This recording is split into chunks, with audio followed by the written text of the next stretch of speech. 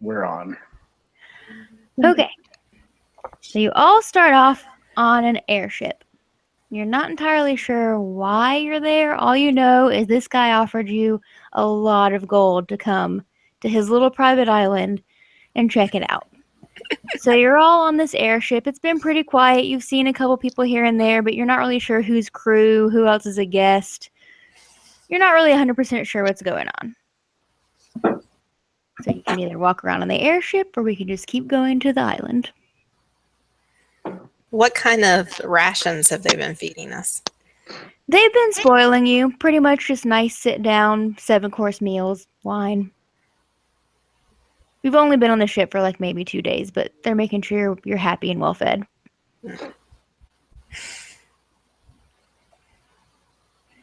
I'm trying to see out of a window, but I can't reach. You're gonna see insight check if there's anything in the room you can push against the porthole to see out. I'll make a perception check so when I'm hopping up to see if I can see anything outside. Okay. That's a nat 20. You see a lot of ocean, and way off in the distance there seems to be a landmass of some kind. Cool. There's within that 20, I'll say there's not like a fiery volcano or anything. Like it looks like a pretty benign island. All right.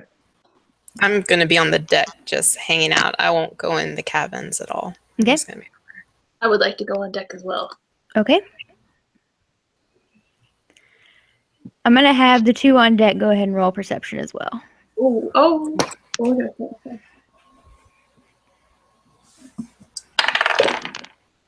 18.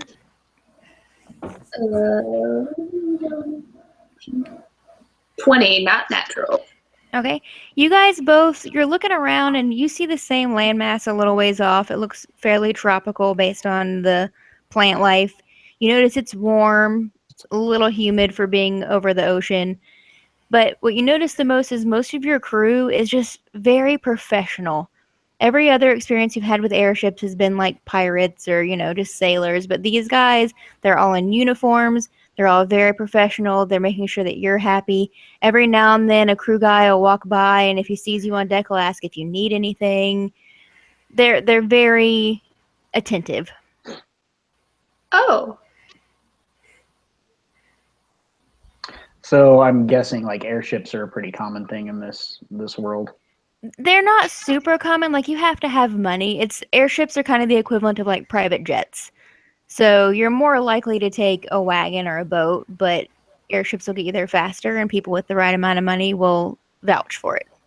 All right. Is it mechanized at all? It seems like the sails set up on the sides of the airship are kind of geared out, but for the most part, it seems to be held up by magic. Okay. Are there like crow's nests or anything? Or There are, but they're not like tall mast crow's nests like you would think of. It's just kind of like how normal ships, you have the main deck and then you have the captain's level. There's one like a little perch. It's a little higher, but it's just so they can see over the edge of the deck. It's not really necessary for a super high one since you're in the air. Ah. okay, I'll just be like up against the rail, and I'm going to be playing with my bracelet a whole lot. Okay. So go ahead. Sorry. I'm gonna flag down one of these guys and ask for a drink.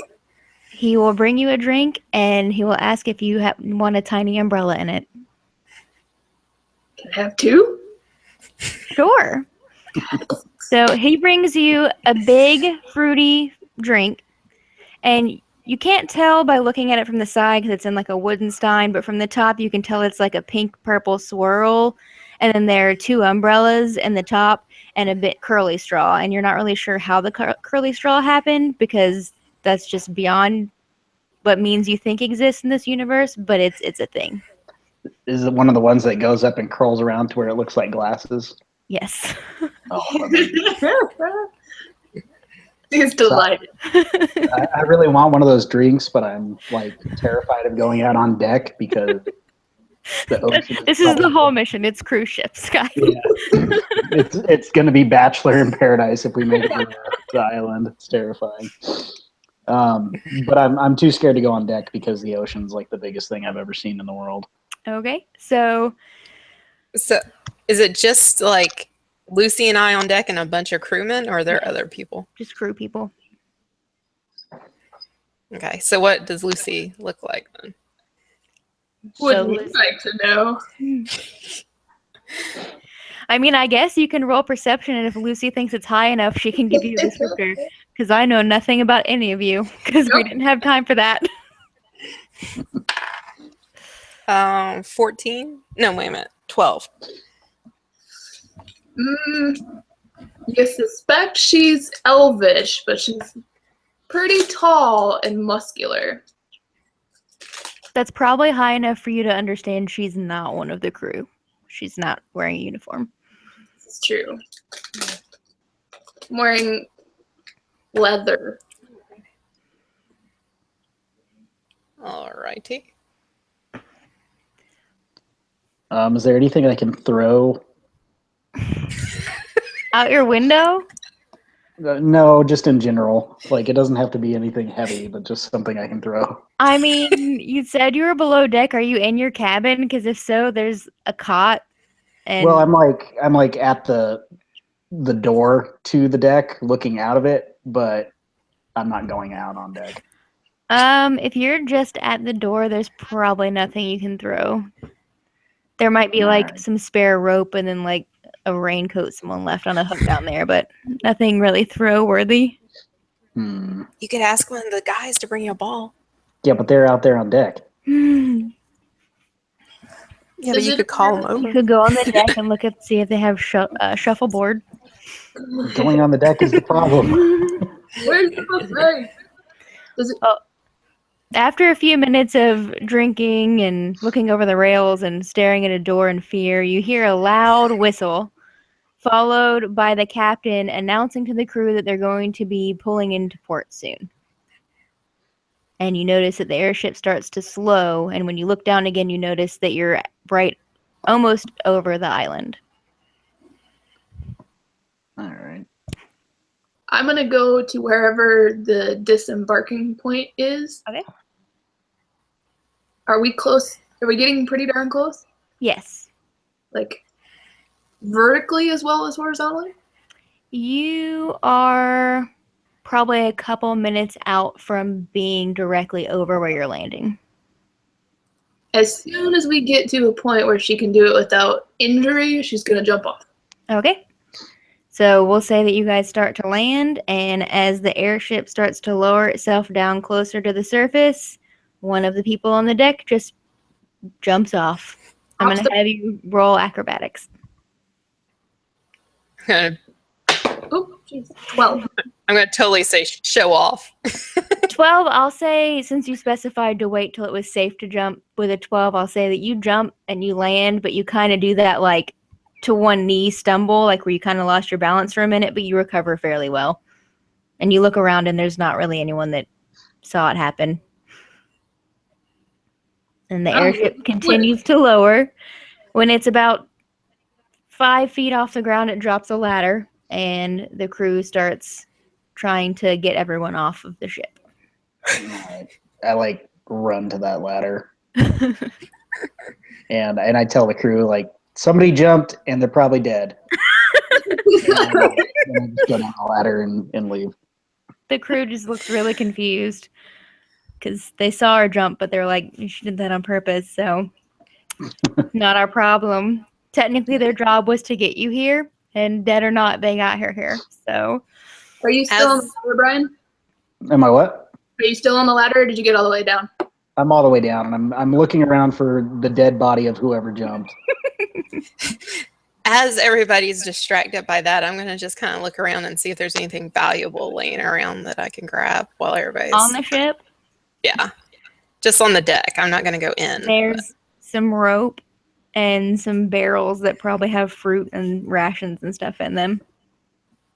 Okay, I'm going to grab a couple apples. Okay. Put 3 apples in your inventory. Okay. And then I'll head down the... All right, once all of you are down, you're kind of standing on this big flat rock that it seems like trees and stuff have been cleared around it to allow for the airship to come in. And as soon as all of you are off the ladder, it very quickly gets raised back up into the airship, and the airship leaves. And what was our instructions, Jenna? Just to come? Or You were invited by a guy to come and see his island. That's all you got. And you'll get money for doing so. There was no money up front because... Is there like a road or anything from this rock? There is, but it looks like a road that you'd normally have like cart and horses on. So you can either start walking down it or you can wait and see if anyone comes down it. You've been on the ground for about 5 seconds at this point with 2 complete strangers. I'm gonna wave at them. See you later there. I'm just going to say aloud to myself and to them, even though I don't know them. Well, there goes our ride. We're stuck here. What are all your passive perceptions? Just so I have that. 11. Oh shit, I forgot to do my passive perception. How do you calculate that? Is that just your wisdom plus 10? I believe so. It's your wisdom bonus plus 10. That'll be 12. What's yours, Lucy? 11. Okay. So you guys are just kind of talking to each other for a minute, and you can hear something coming up the path.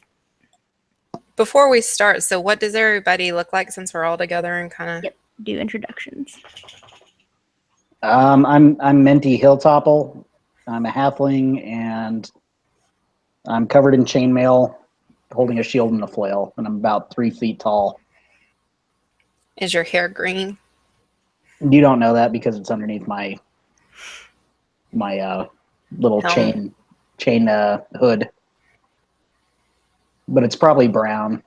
Halflings tend to be all brown. I gotcha. Yep. All right, Sarah or Lucy, one of you.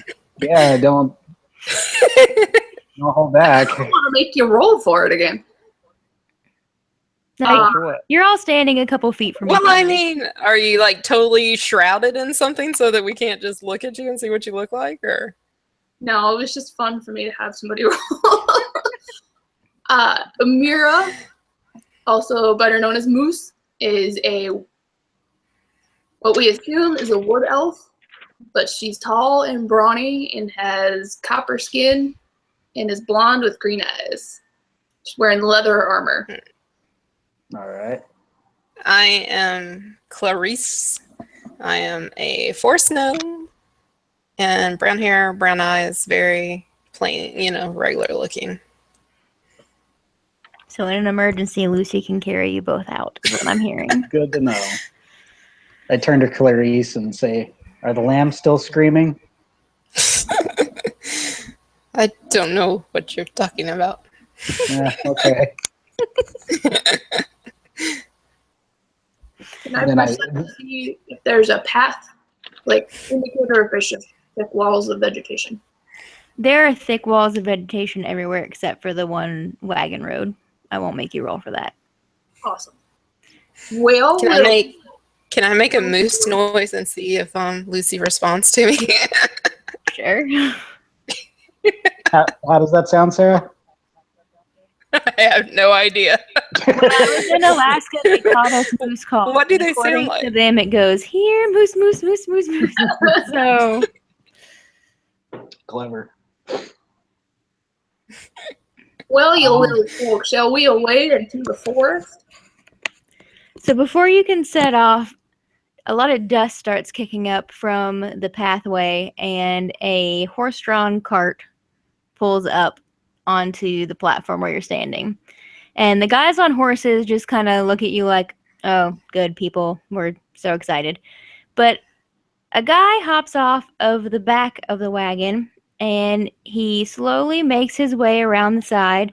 And you can see that he's walking with kind of a limp, and he has a little cane. And he steps up to you guys. He is a dwarf. And he greets you all and says, welcome. I'm so glad you could make it. I sent out just a handful of invitations, and you guys were the only ones that could make it. I'm so glad you're here. I can't wait to show you what we have in store. How rich does the cart look, or is it plain? The cart is very structurally sound. The wheels have metal rims on the outside, so they won't break as easily. And it's painted in kind of a tan and red stripe pattern.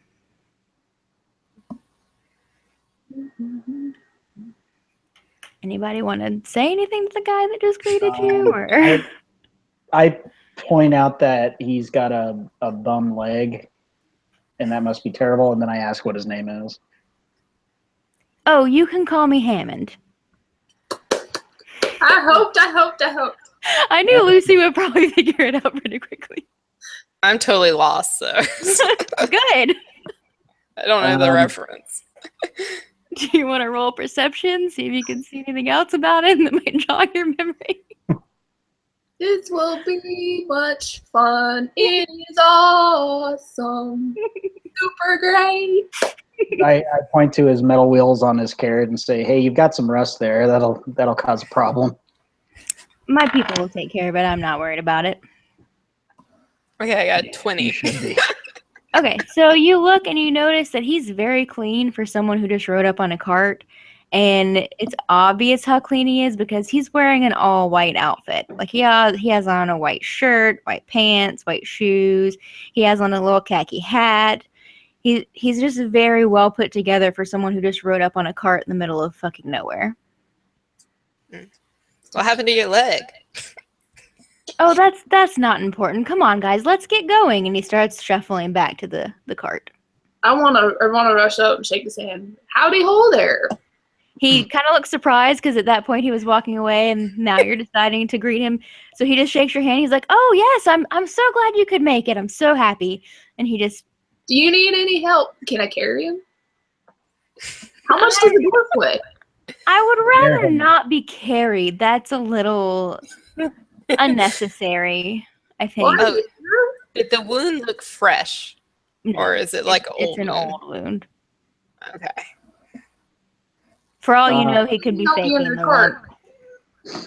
hmm So when he gets around to the back of the cart, there's another guy there that helps him up, so you don't have to pick him up. Quit. All right, I'm gonna hop up in the cart. Who's, Sorry, my dogs are No, it- talking. nobody's gonna help with our luggage? What kind of place is this? Who said that you carried luggage on a ladder? Yeah, I got my I hope you have your backpack on you. I have my backpack, but still. Pretty shoddy service for a vacation spot here. I let out a loud sigh, and then I go and help her with her bags. When he comes near, I'm gonna like sniff him, kind of like trying not to have him notice and see if he smells minty fresh. All right. When I hear you sniff, I look up and say, "Hey, you might have a cold. You should probably." No, I was stealthy. You Roll for stealth. All right. Yeah. We'll do it against Brian's passive perception. Oh, my 18? passive perception? Fuck you, because I rolled an 18 and I have a +2 to perception. So you get for rolling before I ask you to. Well, that's not 18. fair. Yeah. So That's your half-orc karma wearing off. he doesn't really notice. If you do notice like the sound, you don't think anything of it. All right, fine. Does he smell minty fresh? Do you smell minty fresh? I'm not telling you. When they get over Then the how do I know? I'm gonna reach out to the Somebody's cart gotta tell me. and pull I him guess up by their arm. roll an intelligence check to see if you know what minty freshness smells like to know what he should smell like. We're gonna have some convoluted rolls. And here I thought it was Man. gonna be quick because I don't have it written down. 11. You're not sure what he smells like, but you're pretty sure that whatever it is, it's mint. Cool. I'm I getting kind of start playing with my bracelet a little extra hard and jump in the wagon. So when they get over to the side of the wagon, I'm gonna pull them up by their arms. Just Okay. pull them up in the cart. You're ready to go. Yep. All right, so once you're all in the wagon takes off down the path, and it's going slow enough that you can try to look around, but for the most part, it's trees for a little bit. I'm gonna have everybody roll a perception check. Oof. That's a 5. Well, I'm Seven. gonna have the two shorties 15. roll with advantage. So roll again.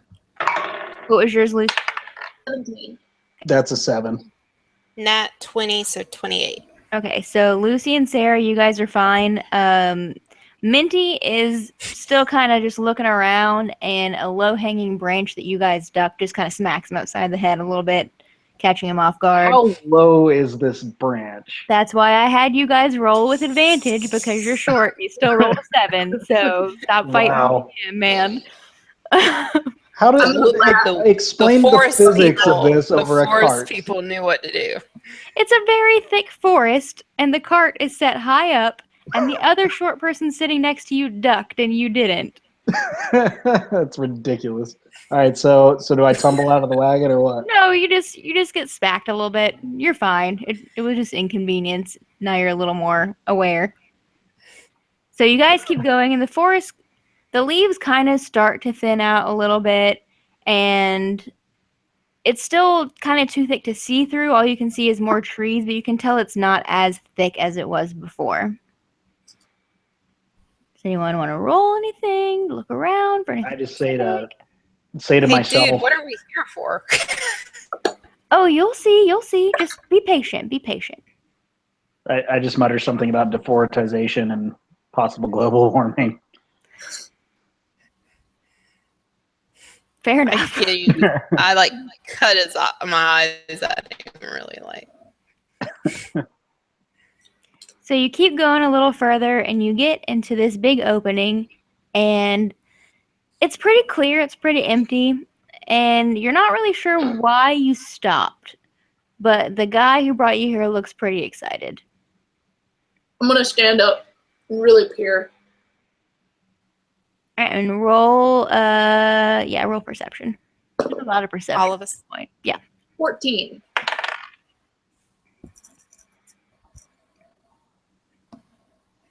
God, my mind. 24. Brian, roll perception. That's a 13. Okay.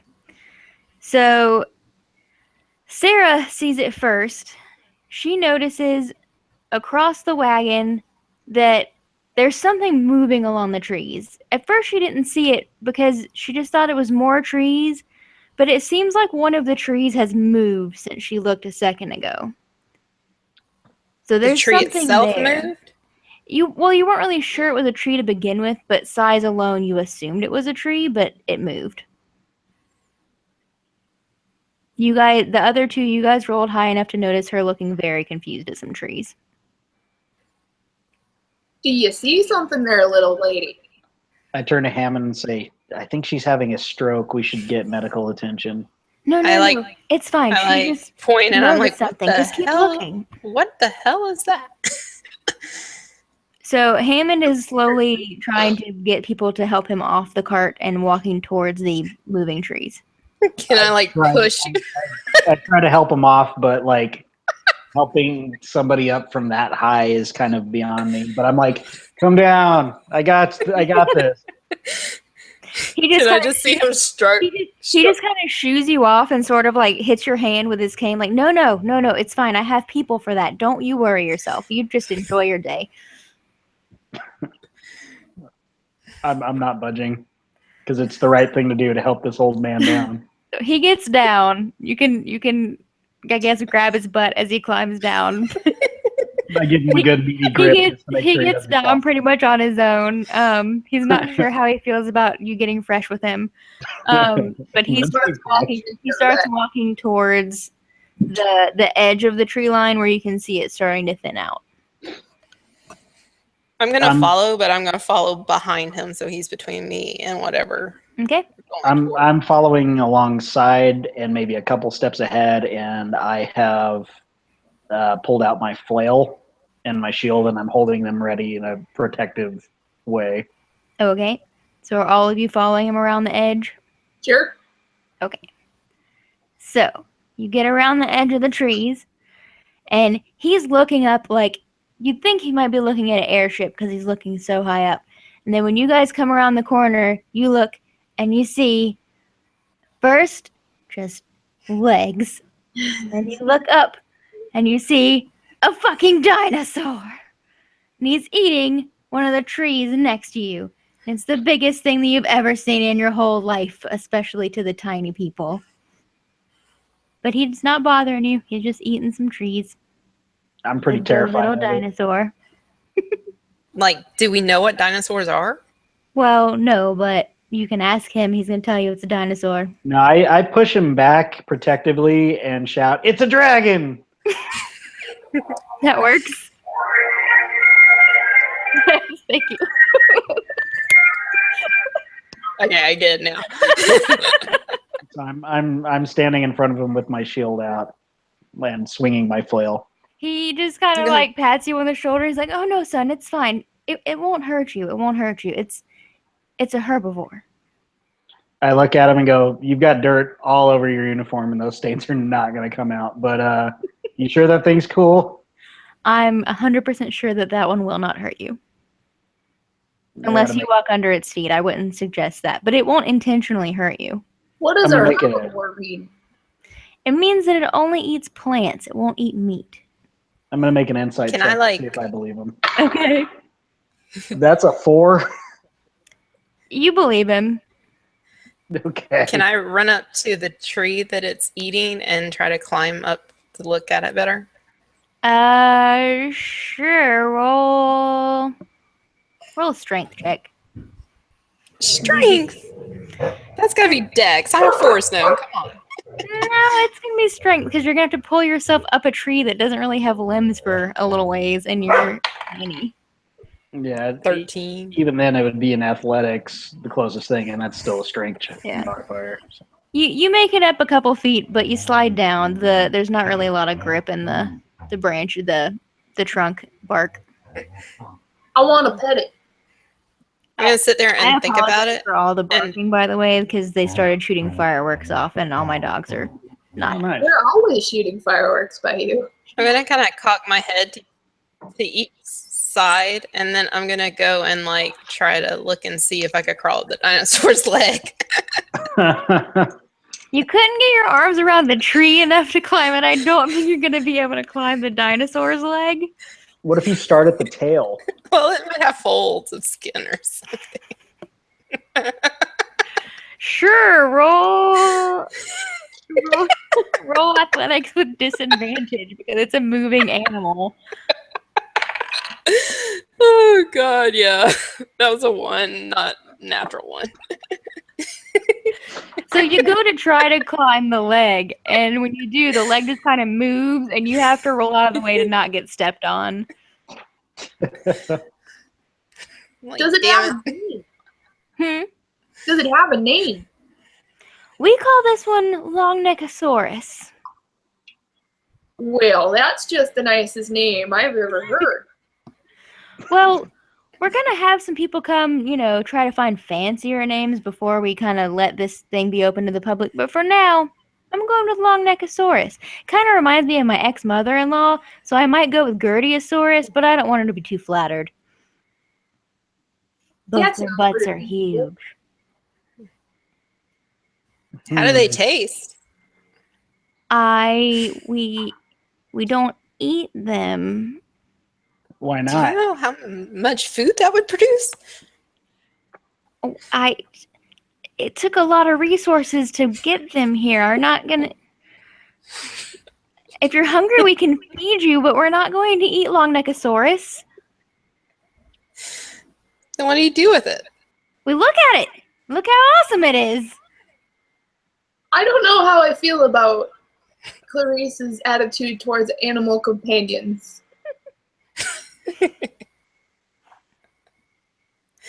We have I've got my own animal companion, and I'm keeping him safe in my bag. I have one too, but y'all just haven't seen it yet. So now that the discussion has turned to eating the dinosaurs, Hammond's kind of like trying to usher you back to the wagon to go get some dinner now that you've arrived and get you settled in because he's kind of worried that you're going to start trying to like injure his dinosaur. I'm going to I'm follow just like- behind everybody, but I'm still holding my shield up and my flail. at the ready. I'm just kind of like shaking my head because none of this makes sense to me. I mean, why you just want to look at this animal? Doesn't make any sense. So you guys So- get back on the cart. I'm gonna So turn you- around you- and look backwards in the cart, like watching her as we leave. So you've got dragons. You know they're going to burn everything down, right? They don't breathe fire. Are you sure? I am sure. He says it eats plants. Plants burn? It doesn't put fire on them first. You don't know that. So why are we here again? Are we just supposed to look at the dragons? They're not dragons. They're dinosaurs. It looks like a turkey. You know, you guys weren't the first people I sent letters to. I really wanted some professionals in here, but you guys are the only ones that answered. So, Well, obviously, they knew what they were getting into Do you before they want- signed up. do you want the money for being here or not? Because if you're just gonna eat my dragons, I'll send you home. It's Well, money can't buy you happiness, but we're already here, so may as well make the best of it. I can buy your happiness because I have a lot of money. Can I have a non-nechosaurus instead? Let me get with our research and development department. She's not considered how she's gonna get it home, but this is happening now.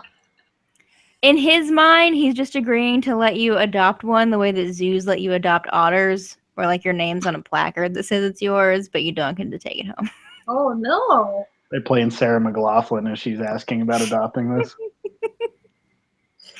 I feel like I need to get the Jurassic Park music and sing the lyrics to Arms of the Angels over the That Jurassic might Park. actually be better. Really? Come here. What are you freaking out for?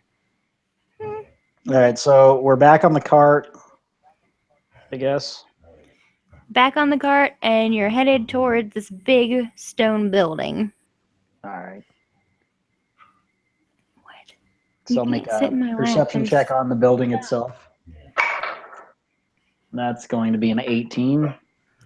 It is a big building. It's probably one of the longest buildings that you've ever seen. It seems to be made entirely of stone. It's got a big, giant 2-door entrance, and there are a couple of carts parked out front of it. When you say long, do you mean long or long? Long. Is that the end? It's maybe 2 stories. Do I notice any like cracks or any shoddy workmanship on this building? No, it looks pretty new. Are we gonna live in a wall?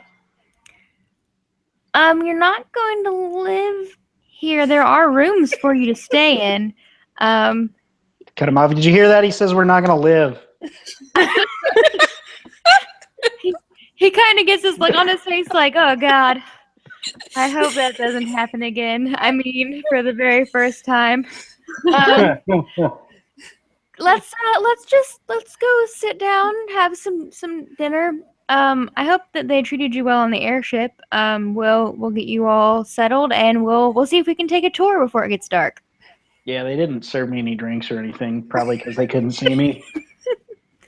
Well, I'll have to make sure that doesn't happen on your return trip. I'm gonna reach over and smack him pretty heartily on the shoulder, like, it's okay, little buddy. I just kind of like jolt forward and like, oh, Jesus. You can't get in my lap, dude. I can try, Mom. He's trying. Come here. After she hits Okay. me, I'm going to look in my Dungeoneer's pack in my bag and just kind of like whisper in there, "Are you okay?" Are you talking to your lap there, little buddy? No.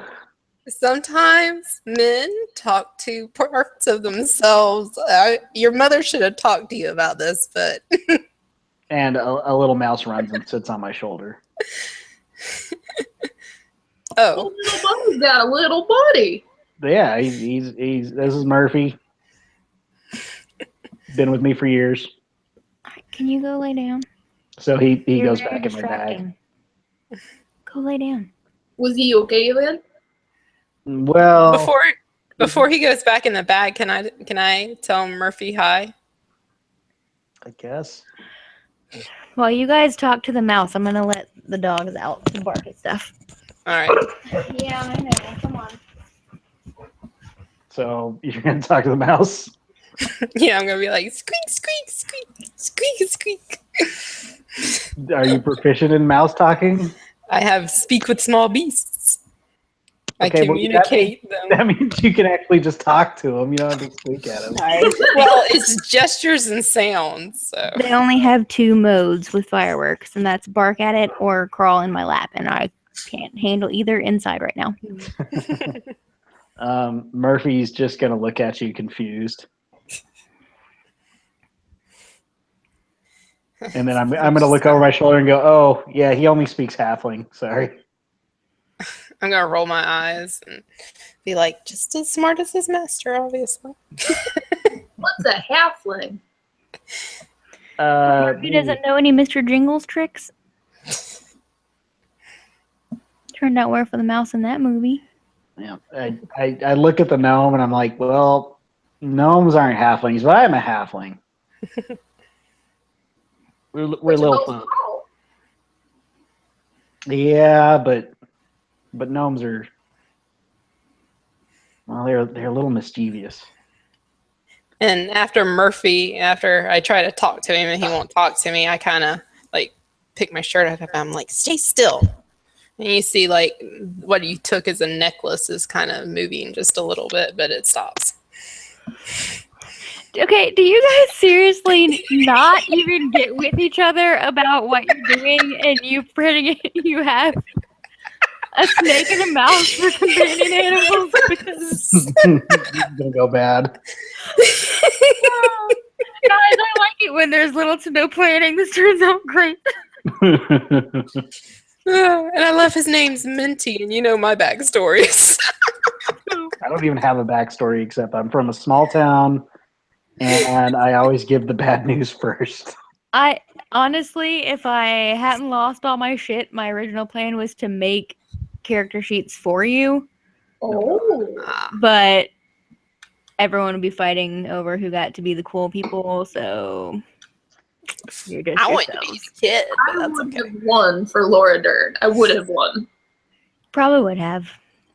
Especially since no one else showed up and it took Sarah 20 minutes to figure out it was Jurassic Park. I haven't seen that in forever. So I'm gonna ask the dwarf guy who did he actually give us a name yet? His Hammond. name is Hammond. I Hammond. figured as much. I'm gonna ask him if he knows any jokes about the long neck dragon lizards. I've actually never heard any jokes about any of the dragon lizards, as you call them. Dinosaurs is less of a mouthful. Try that on for size. Dinosaur. It sounds made up. Aren't all words, really? No, Yeah, at some point, yeah, I think they are. no, Urban Dictionary begs to differ. I don't know what you're talking about. So, you guys get off the wagon, and you start walking up the stairs to the front door, and there's a giant skull painted on the front door. And you notice there's a word written in The common. necromancer guys. You notice there's a word written in common, and it just says Cretaceous Park. Accurate. That's why I changed it. Science. So he leads you in, and he takes you to this big dinner table where there's already a couple of people waiting. And he sits at the head of the table and kind of motions you guys to sit down. And on the walls all around you, there are paintings of stuff that you assume hasn't been made yet, but his vision of what he'd like to bring to the park eventually. Like there's a bunch of kids riding tinier versions of the Longneckosaurus, and just like jungle gyms and swimming pools full of what look like Longneckosauruses, but with fins instead of legs. And you're not really sure what's going on with all of them, but you feel like this guy has a very grandiose plan for his island full of dinosaur dragon lizards. Well, Murphy, Amira that's is batshit insane. I'm gonna be like, this is all illusion, right? To Brian. No, I'm very excited about the writing portion. I'm gonna run over and just be like, she's planning for when she has her own and how she's gonna be mounted. Just doing math in her head about how much leather it'll take to make a saddle. So Giant leather. I'm really convinced he's a necromancer now that she brought up illusion, and I'm thinking, illusion magic makes sense. So you guys sit down and you're introduced to the other people. The one person is kind of a scrawny, gaunt-looking human that Hammond only introduces to you as the blood-sucking lawyer, so you're really not sure what his name is. The other guy is probably about 6 feet tall. He seems to be a high elf with dark hair, and his name is Ian Malcolm. I'm gonna imagine that I sat next to Minty, and when he introduces them, I'm gonna lean over and very quietly be like, "It's a vampire." I'm gonna shake his hand. Hello, Mr. Bloodsucking. So I got my hand on my flail, and I'm just like eyeballing him. the lawyer just kind of like, yeah, okay. Like, he doesn't seem happy about any of this. He doesn't want to be here. He was honestly hoping none of you would show up, and you can see it on his face. I'm gonna be like, there are help for people like you. You're not, What do you You don't have to be that way. Just say no to blood, dude. Just say no. To that, he looks at Heyman and goes, "I see you recruited the best and the brightest." I'm playing a little bit like, yeah, okay. Good. Super happy to be there. So you guys eat your dinner. Do you want to question anybody? Get to know anybody? What is for dinner? Salad, mostly. Is there Jello? Good. Yes, there's Jello. All right, I'm going to pick at mine. I'm going to eat it, but I'm just picking at it. Is there a wait staff or anything? There's one or two people wandering around, but for the most part, they brought in a bunch of food and they're on carts behind you.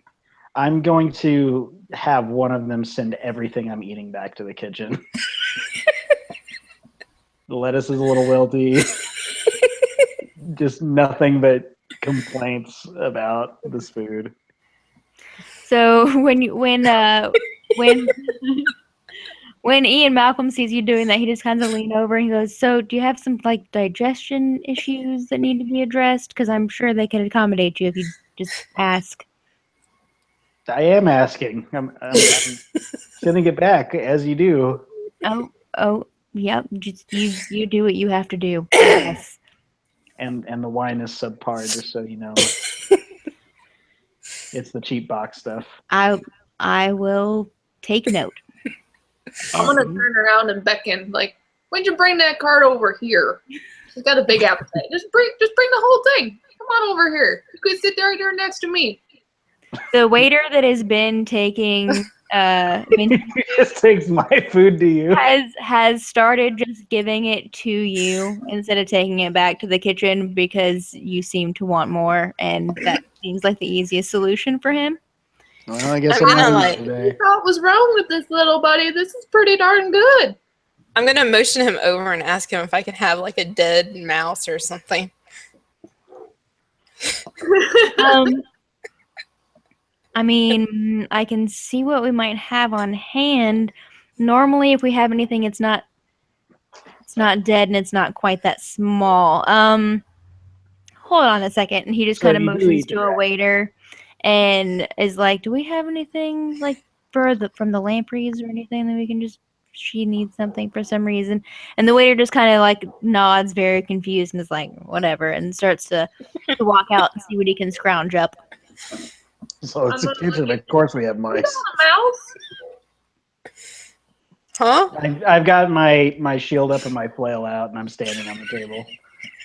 Are you afraid of mice? You own one. You're not getting Murphy. I didn't ask for Murphy.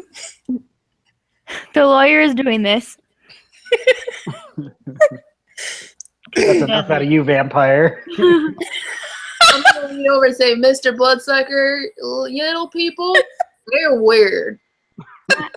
I'm not a vampire. I never said vampire. That's what it said your name was. My name is Donald. I thought it was Basil. No, it's Donald. How long do they have to be here? When can I leave? When are we just shutting this shit down and just calling it what it is, which is a death trap, John? What? Did you say death trap? This is an island. It's a trap! I said death trap. And then when he says that and confirms it, you look over and Hammond is just like super red in the face, just like, just because you don't approve of what I'm doing here doesn't mean that it's a death trap. They're here to prove it's not a death trap. When they said death trap, I'm gonna hide. And I'm going to completely believe the lawyer, because that is some terrible news, and I'm on board. I'm very concerned about Hammond's health. I think he's having some sort of fit. I want to come over and calm down, Mr. Hammond. It's gonna be okay. He pats you on the hand and goes, "We all make it through this. You just I'm getting you that Myrmecosaurus." Because so far you're the only one on board, so he's just like, okay. I really want to know where the hell he found us. Craigslist. You came. You accepted Craigslist. It's really just some guy named Craig with a list of jobs that people are needed for, and he just picks you up on the street, sends you on airships. So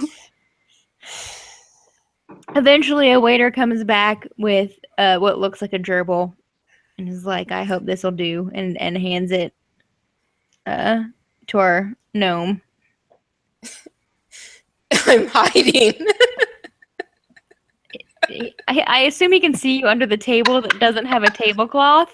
It's just on your plate with a little garnish. It's under one of the what you call it things, the cloche. Yeah, it's dead though, right? Yes, it's dead. Yeah, I'm gonna snatch it and shove it down the front of my shirt and then hide again. Hammond is starting to be really concerned about the people that were brought here from Craigslist. I'm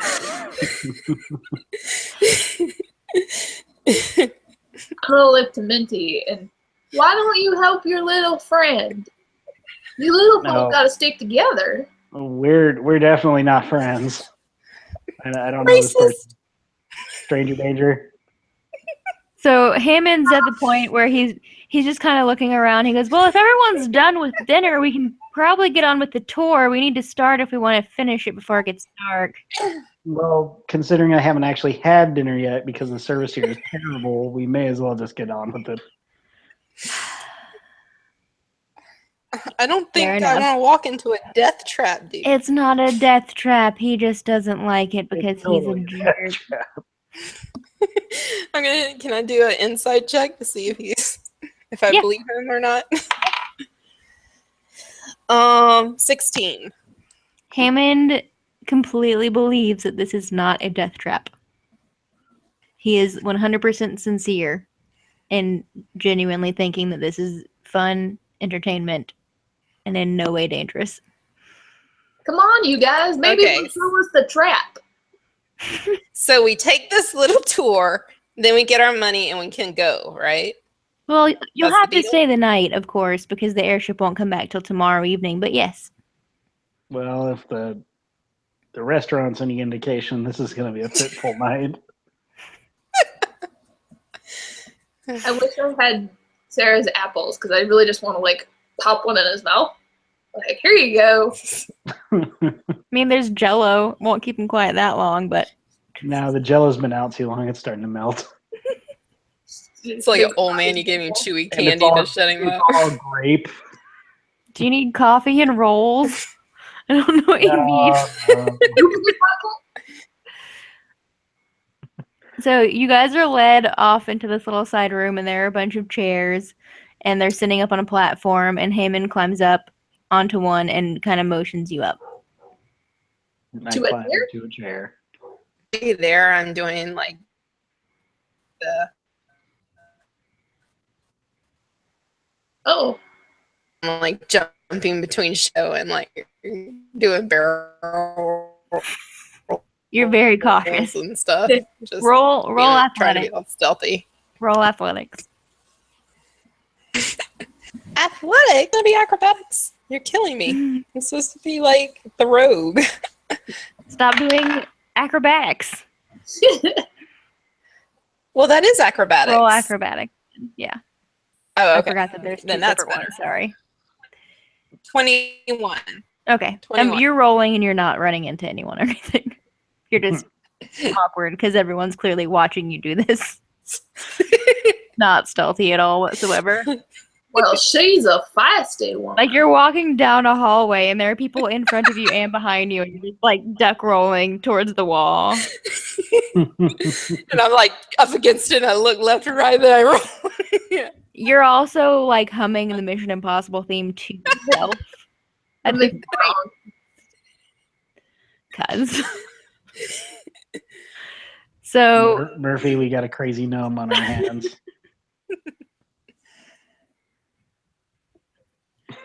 Are we standing on chairs? Is that the conceit? when you get there, there's a little platform and there are chairs on it to take a seat on. Yeah, I'm sitting in one. Are they known capable or like do I have to like climb up onto They're it? not very high up. Yeah, Okay. I'm in the 'Cause front row.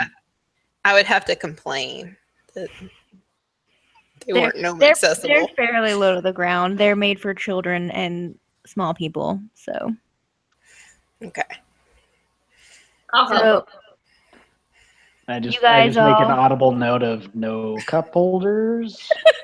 who said there were no cup holders? Did you roll perception or investigation for cup holders?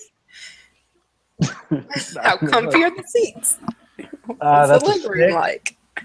So You don't see any cup holders. exactly. So I'm just gonna complain about it. They're there. You just don't see them.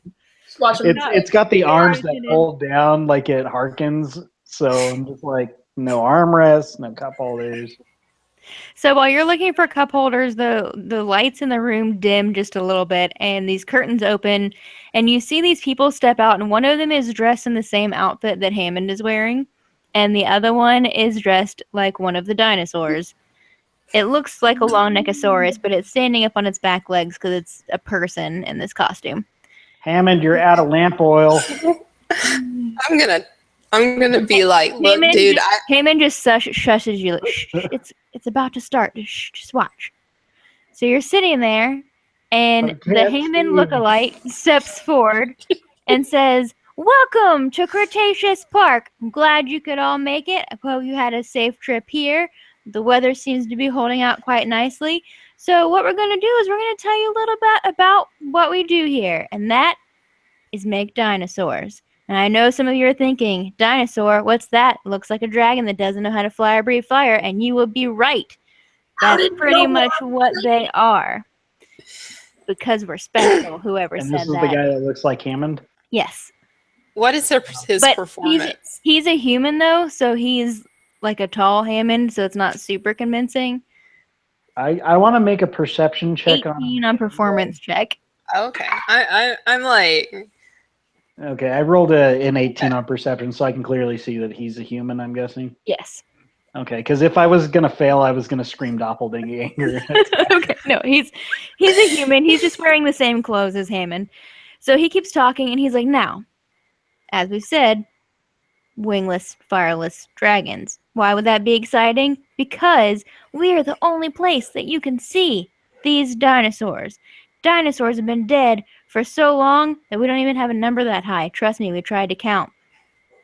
The abacus doesn't go that far. So what we've done is we found all these bones of these animals that have been dead for so long, and we brought them back for you people to see them in all of their Necromancers. giant glory. They're necromancers. Well, I they knew don't it. have DNA, Brian. Shut up. Wait, you gotta say it. You gotta say it. DNA strand. What? No. You're gonna say DNA. You have to do it right. No, That's pointing out, Jenna, Super lizards. from the south. I'm gonna be like, heretic. Don't you know natural selection is a thing for a reason?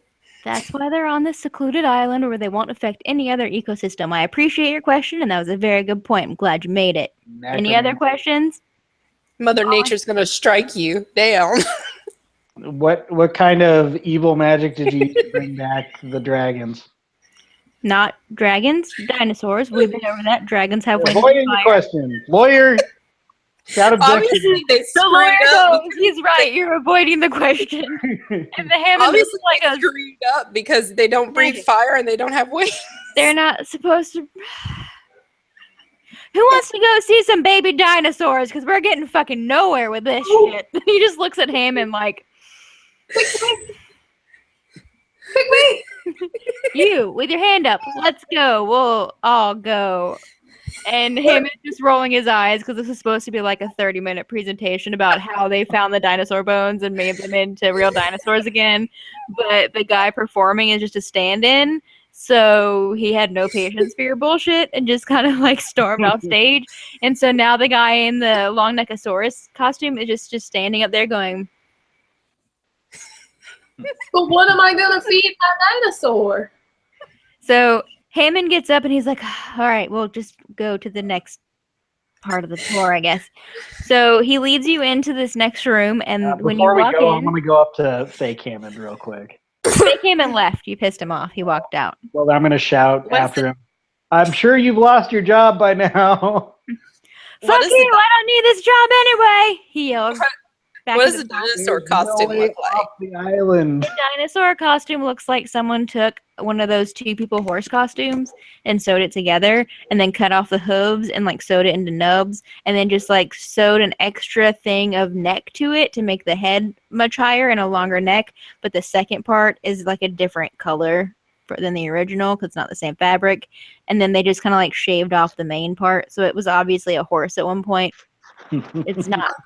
There's something wrong with that one. I'm just gonna shake my head and like start giving Hammond like a tutorial on how to make a proper costume.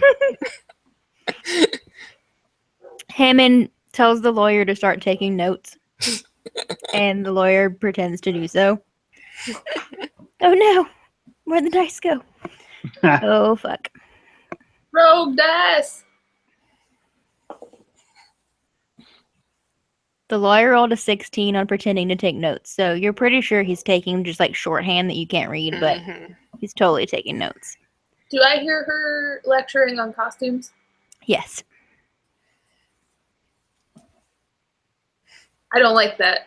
I'm starting to get a little bit angry. 'Cause I was fooled. I really thought that was a dinosaur. I've only seen one other one. How do we know it wasn't? That's true. So Hammond is trying to direct you into this next room, and when you get in there, it's an all-white room, and there are just buckets with eggs everywhere. And there are people in white like robes that are walking around and checking on the eggs. Salmonella. All I can think is yelling Leroy Jenkins. I'm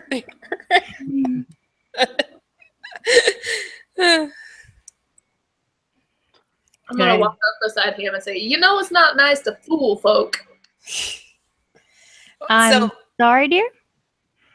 That was not a real dinosaur. Oh no.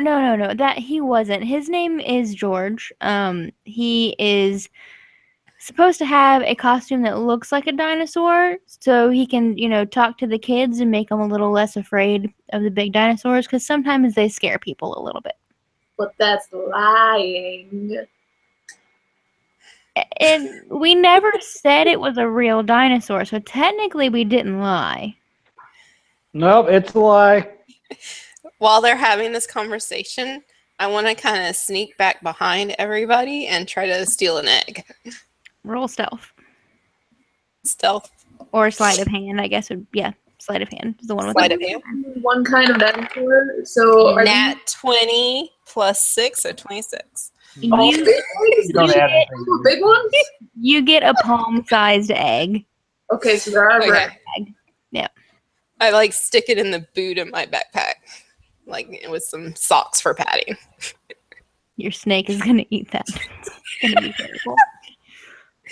Oh, my snake's in my shirt. Brown So. egg. I have a feeling I'm going to attack Sarah by the end of this because I'm lawful good.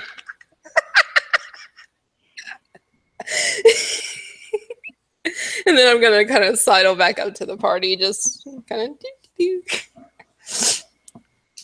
I'm gonna be like, yeah, what she said. That's not nice to lie. Hammond's just like, in his head, he's thinking if they do get eaten and the park doesn't open, it might be worth it.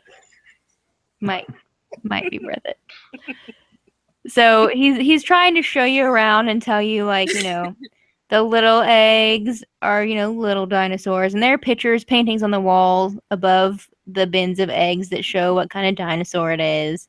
And they're all very pretty and colorful and watercolor. There was definitely some like artistic licensing happening. They look. What did I get? Hold on.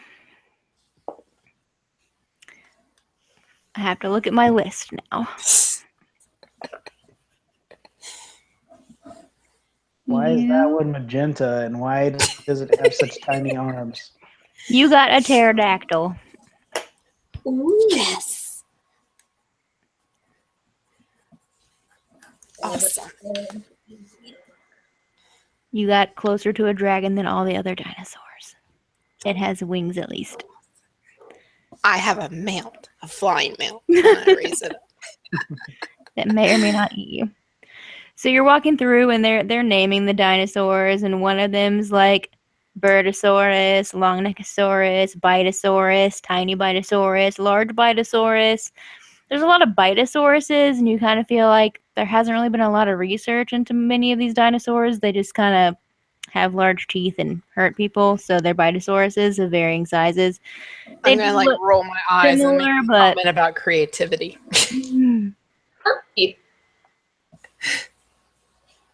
Haman's the only one that's really named any of the dinosaurs at this point. He's kind of hoping someone steps in and helps with that. So I'm gonna turn to Donald and go, he's kind of unimaginative, isn't he? a little bit. Yeah. You should shut this place down. I'm working on it. Good man. And I pat him on the back I of the want thigh. to go stroke the Longneckosaurus eggs. Everybody's watching you because of your need for a Longneckosaurus. How big are those eggs? Which one? The Longneckosaurus ones are probably like a little bigger than ostrich size. I'm gonna like smile and sidle up to Lucy's character and be like, "Which one's yours?" I haven't decided yet. I hope they let me pick. Hammond just kind of pats you on the shoulder and he goes, "We'll get that taken care of before you leave. We don't want you carrying one around in case it gets, you know, broken or something." And he just kind of like, it'll just be easier if you're not carrying it on the rest of the tour. I kind of whisper to Lucy, I'm like, I would get a contract. Put it in writing. You always put it in writing. I mean, Well, we got a lawyer. right. He knows that lying's bad now. He did get a lecture on lying being bad, so All right. he's just kind of keeping you walking through the tour, and you're slowly making your way out back towards the front of the building. So you make your way back out there, and all of the carts that were there when you came in are still there. And he says, "Okay, I've got some stuff to take care of here, but if you guys crawl back up into these carts, they'll give you the tour of the entire grounds, and we'll get this going." I'm gonna hop up into the cart, like literally vault in. She's ready. So, important guys leaving us alone. There's no How way many people are driving the cart? Just one, and a horse. Goodbye, Mr. Bloodsucking. You say that as he crawls into the cart with you. Oh, never Bye, mind. Ian. You're with. Welcome. I'm gonna go up to the horse and offer it one of my apples and pet it. I'm gonna sit next to the It'll driver. eat your apple. I want to be up front. where I can see everything. The driver looks at you and asks, "So, do you want to just be on the horse? Because I can stay here. You can ride it. I mean, they're trail horses. They don't even have to be here. You can just sit on the horse." I look at him and go, I'm 3 feet tall. You know how far that is if I fall off? I start jumping up and down. I want to ride the horse. I want to ride the horse. Okay, so the guy gets off the horse, and when you get up in the saddle, you notice there aren't really reins. Like, it's got the bridle and everything, but it's a pretty self-sufficient horse. Like, it's legitimately like when you pay for a trail ride, you don't have to steer the horse knows where it's going. I'm gonna just hold on to a bit of the mane. Okay.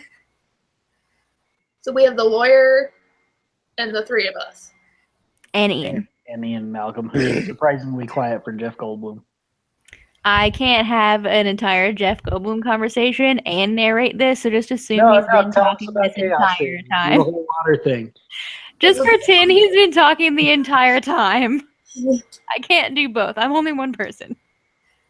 Who's he hitting on this time around? I feel like he's probably hitting on Lucy because she's the only one that seems gung ho to be there. I wouldn't catch it. It's too subtle. Can I go hiya and kick my feet? Yes. Roll strength check. Oh, an 8.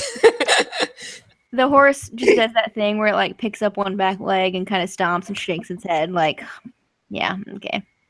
Reese, make it go. When you say go, the horse starts walking. Look, I got this mountain thing down already. I'm not even on it. So it starts walking. It starts going towards these really large gates, and you see a bunch of people in the same uniforms as everyone else that you've seen so far kind of walk out and open the gates to let you in and then close it behind you after the gate closes. So the horse keeps going, and you're on a pretty open path, and you see that there's some fences on the sides, but for the most part it's just trees. And you stop in front of a sign that has a picture of the tiny bitosauruses that you saw earlier, which were the smallest eggs, but you don't see anything in the enclosure. And after a couple minutes, the horse starts walking forward again. Well, this is just dumb. Yeah, kind of false advertising. Donald's, wouldn't you say? Yeah, it's pretty dull. Been on the tour before. It typically doesn't get better. Occasionally you see a goat. So, I mean, Where are the dinosaurs? I'd be cool with a goat. If this was just a goat park, at least that'd be better than dragons. I mean, you know what you're getting with a goat. So you keep going a little further, and at the next enclosure, there's the goat that you were promised. It's just kind of sitting there chilling. There you go. Is there a sign? I found one for you. There's a sign for the giant Bitosaurus. Does anybody have any artist supplies or anything like that? I have a costume. That doesn't count. All right. If he doesn't come out, I'm going to get bored and start playing my guitar. Fair enough. So you keep going for a little bit further, and after a couple exhibits, you don't really see anything. You see another wagon off in a field in one of the exhibits, but you haven't seen any dinosaurs yet. Maybe you should offer it a treat. The lawyer just goes, I think that's what the goat was for.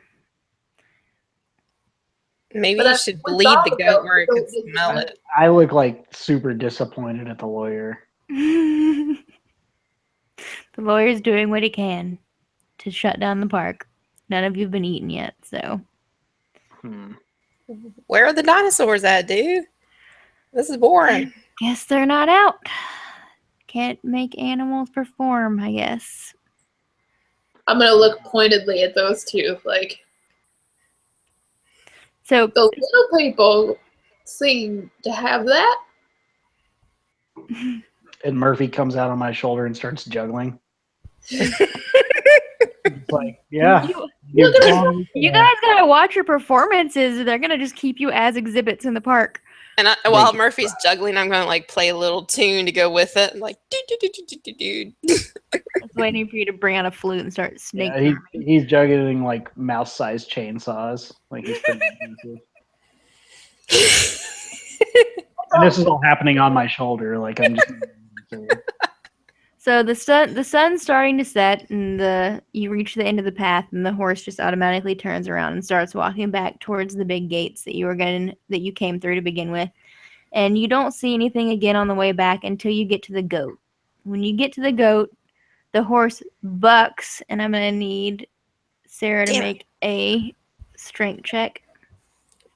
What's left with all these strength checks? I need some do that horse. 17. All right, so you manage to hold on to the horse when it bucks, and it starts kicking the wagon behind it and starts breaking the pieces that are sticking out, holding it. And once it feels like it's free, it takes off running.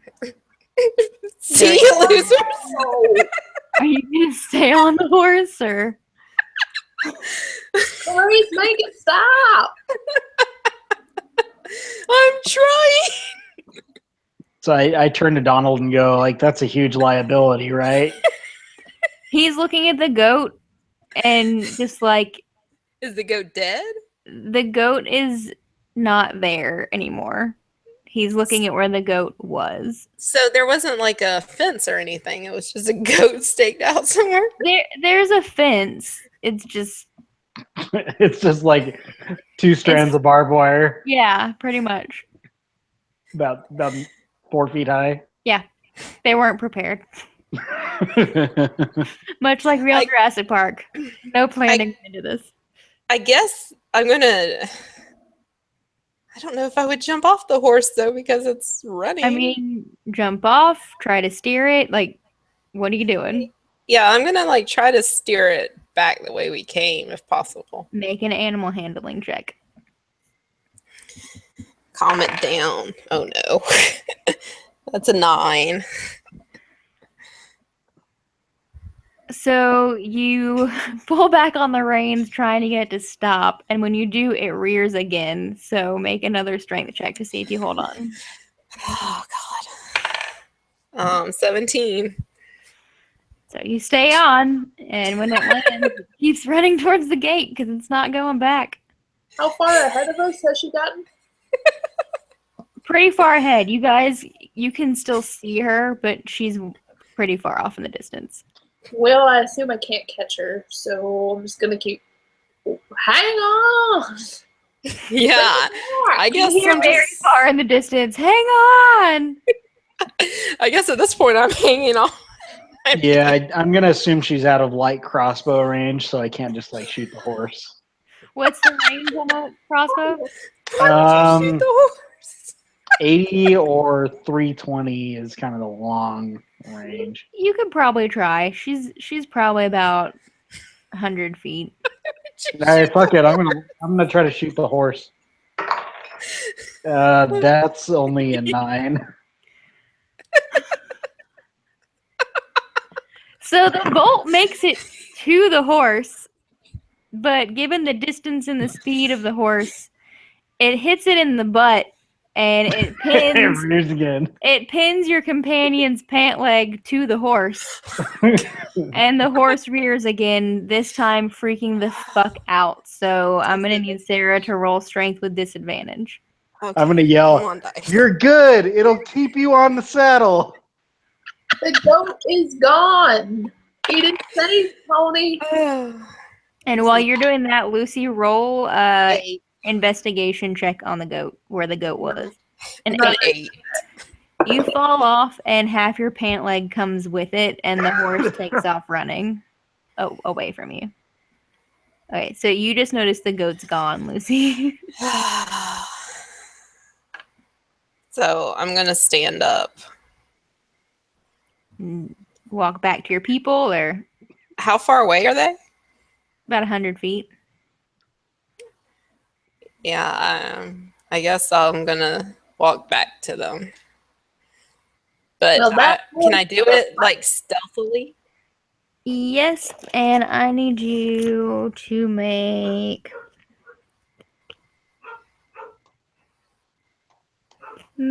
a nature check. Okay, nature. Okay, nature's 21. Okay, you're good then.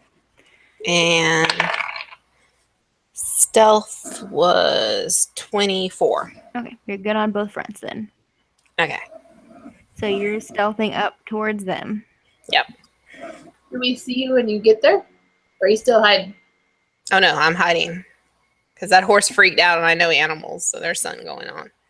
So if she's hiding, what are the rest of you doing? Just sitting on the cart wondering where she went? Or I'm telling the rest of the group that she's probably dead. I'm puzzled. She was there, and then she was not there. Yeah, that horse probably murdered her. I did what I could, but there's just no hope. And I honestly believe this. Oh, like dear. I'm very solemn about it. So you guys are all sitting in the cart discussing your party member's demise. And all of a sudden you hear what you think is thunder. Oh, hello, Well, cat. now it's gonna rain, motherfucker. Day keeps getting better. And then you hear it again Yep, getting closer. and again. I start doing the Where whole is it coming counting from? down. Hide here. Quit looking at me like that. My husband just standing in the door looking at me like I'm weird. Sorry that I'm trying to make dinosaurs attack my friends. Is the sound like the cart's in between me and the sound, Jenna? You know dinosaurs are distracted by peanut brittle. Shh, don't tell them their secrets. I don't know if you heard my husband, but he just said, don't you know dinosaurs are distracted by peanut brittle? So apparently that's the secret to dinosaurs.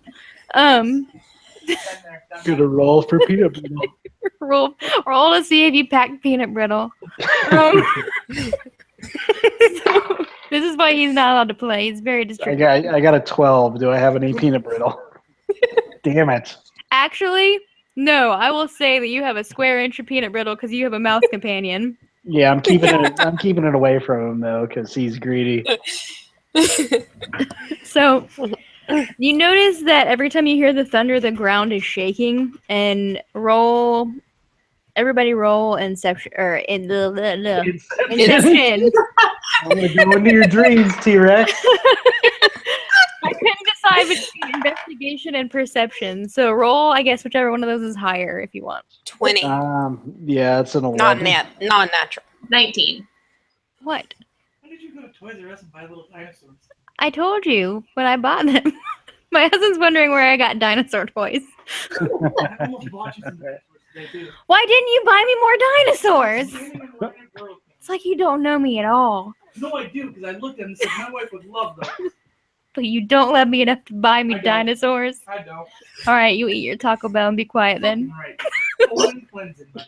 He's threatening me by saying he almost bought me dinosaurs today. He didn't go through with them. But you just weren't good enough for dinosaurs. Apparently not. Apparently not. Well, at least we know he's not a necromancer. Yep. I don't know. There is a pig skull in my living room. I was going to say, we know there's taxidermy on the wall. Yeah, we've seen Yeah. the taxidermy. So, what did everybody roll? Sorry. 11. 3. 19. All right, so everybody Not nat 20. that rolled above, we'll say everybody that rolled above a 10, you look up and you notice there's no clouds. It's a clear night, so you're not sure what the thunder's about. In a slight moment of optimism, like, well, at least it's not raining, right? As soon as he Is it says, Sam? at least it's not raining, a gigantic Bitosaurus comes up to the fence between you and where the goat used to be, and pushes it over and starts walking towards your cart. I'm gonna turn to the lawyer and go, you know that fence wasn't high enough, right?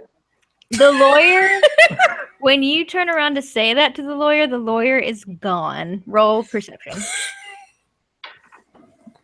All of us? That's a nat 20 Just on Brian. perception. All right, when you turn to talk to him, he's gone, and when you look around for him, you notice him running down the path in the opposite direction towards a little hut building. Does he have like a little Well- brown stain on his pants? Not yet. Donald, you're gonna die, but I'll do what I can. So I want to hop down from the cart, and DNA also. Yes? Okay, Jurassic Park. I've got my shield out and my flail ready. Sarah, I'm disappointed in you. It only took my husband this long to figure out we were doing Jurassic Park.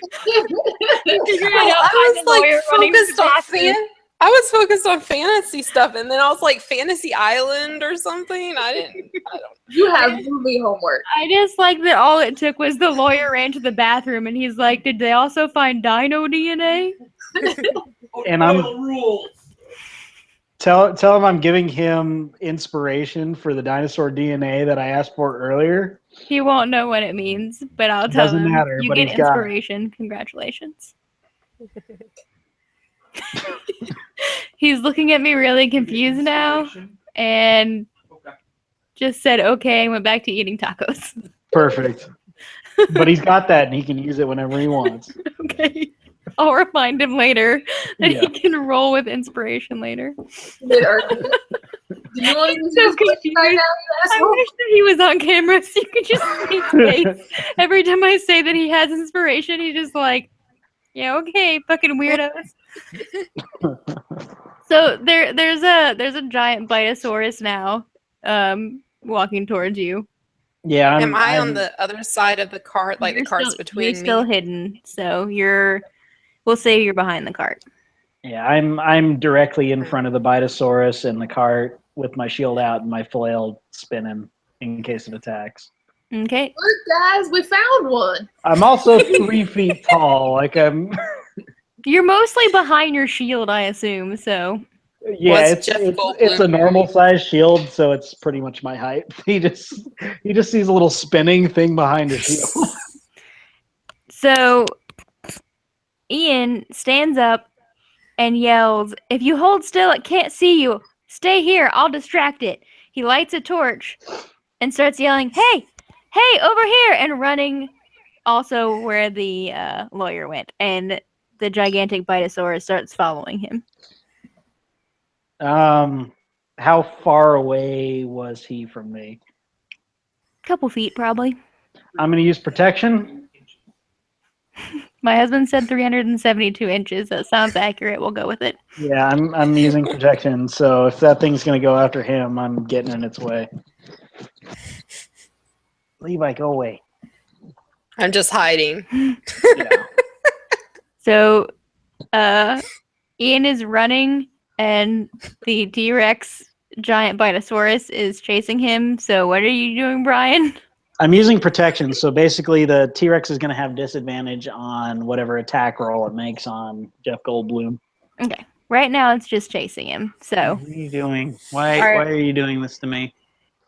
are you chasing the dinosaur? Are you going to try to run away? I'm keeping between Ian, Malcolm, and the T-Rex as best as I can. My little halfling. Roll athletics, because you're trying to keep up with a high elf and a T-Rex. So that was a 6, which is fitting because I'm a halfling. Okay, so you're running and you're trying to keep up with Ian, and you're also trying to like look back and see, how far back the giant Bitosaurus is. And when you do, you trip and you fall into a hole that's not super deep, but deep enough that the Bitosaurus doesn't see you when he runs past. And as you're laying in the hole, you realize that it's just a giant footprint from where the Bitosaurus had walked past earlier, somewhere between the time you passed the first time and now. Minty, Okay. I don't think you're supposed to be part of the show. I'm going to yell back, I don't think it's a show, and I want to shoot the Bitosaurus in the tail with my crossbow. Okay. And that's probably not going to do it. That's a 9. Hold on, let me find Bitosaurus stats. I'm pretty sure they got a higher AC than that. They do, but I wanted to check what it was. Okay. So, What? Oh, go ahead. you shoot it in the butt, and its tail just kind of like, and the bolt just falls down the ground.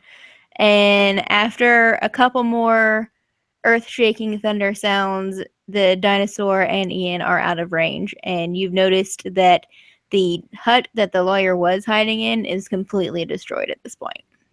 You're not sure what happened there. Spoiler Well, they're alert, dead. the lawyer got eaten. They're all dead. That sucks. So now you guys are standing in the middle of the park with a cart and no horse. So what are you going to do? I'm gonna go climb that fence, I guess, or go through where it tore through the fence. Okay. I'm gonna. Is there a canyon on the other side of the fence that wasn't there beforehand? No, there's still not a canyon there because I'm not Steven Spielberg and I'm trying to stick with a little bit of continuity. Okay, I'm just gonna wander that way then, I guess. So Where are you going? there's. Away from the thing, the dragon. It didn't do anything to us. Hey, So there's the road, and on each side of the road is like rainforest. Basically, is that the idea? Mm-hmm.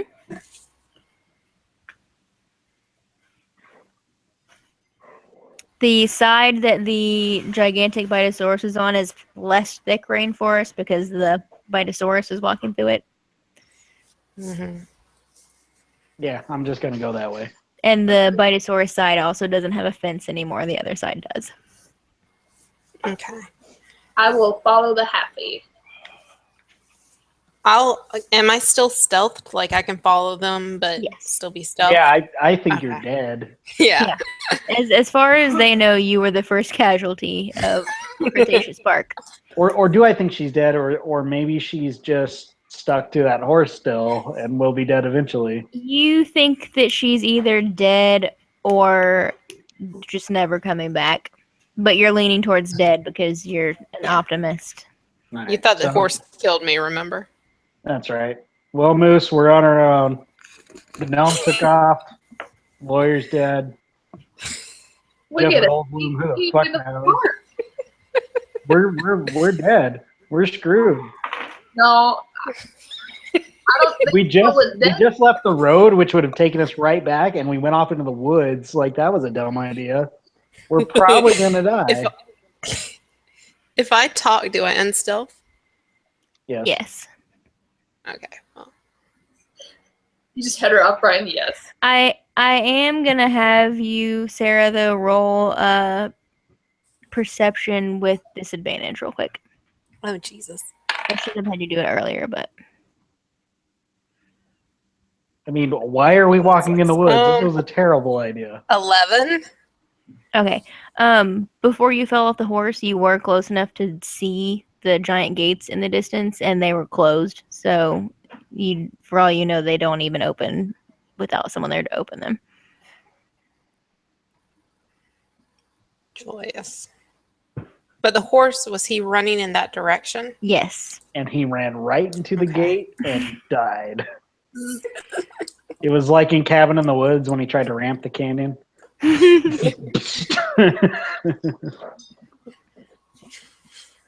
Okay, so are they heading like parallel, or are y'all going into the woods? Like, I'm do they just have walking any in the sense of direction? woods. Like I'm just walking my way that way. I'm following him. They're making the same life choices that the people in the movie did, which is why take the path that we know where it goes? Let's cut through the park full of dinosaurs. I have my hands on my hand axes, like guns, just walking along, moseying. I don't Can think I like, if I'm stealth, if I like grab their shirt and like pull them in a direction, will I unstealth? And that depends on how high you roll. Okay, I'm gonna try to like. I mean, if you're physically accosting me, that's kind of weird. It'd be the Well, I'm just it'd be gonna- like I'm pickpocketing. gonna- Is how I'd have you roll it. So it'd be a sleight of hand. Yeah, but pickpocketing, you're not physically adjusting the person. You're stealing stuff out of them without them noticing it. If she's just I'm tugging going on your to- clothes, though, you're going through trees and stuff, so that doesn't necessarily mean you think it was her. Can I like duck in a bush and I'm gonna be like, head back to the compound? If you talk, you'll unstealth. Right, but if I'm behind a bush, they won't see You'll me like unstealth to. because there's not talking bush. Right. Okay. Well, yeah, but they won't see me immediately, right? I will If think I'm in the bush bush. talking. I mean, if Right, you want to take exactly. the risk of them attacking a talking bush that you're hiding in, go for it.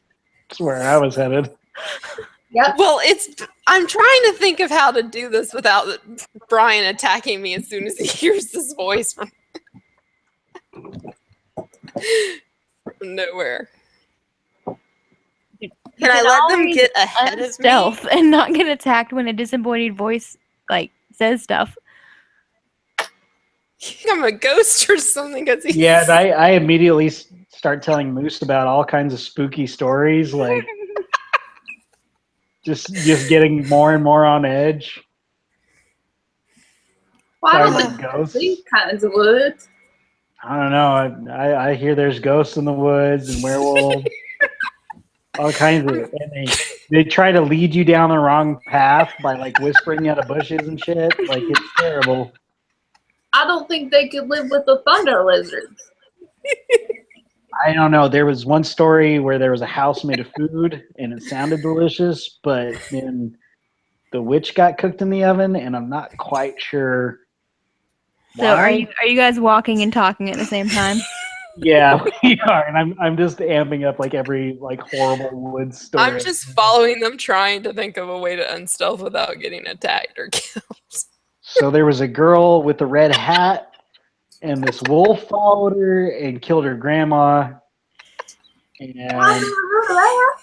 well, yeah, and then she was supposed to go to her grandma's for some reason, but the wolf ate the grandma and then ate her. And then a woodsman cut open the wolf, but it didn't die, and they filled it with rocks, and it made no sense because then the rocks killed it.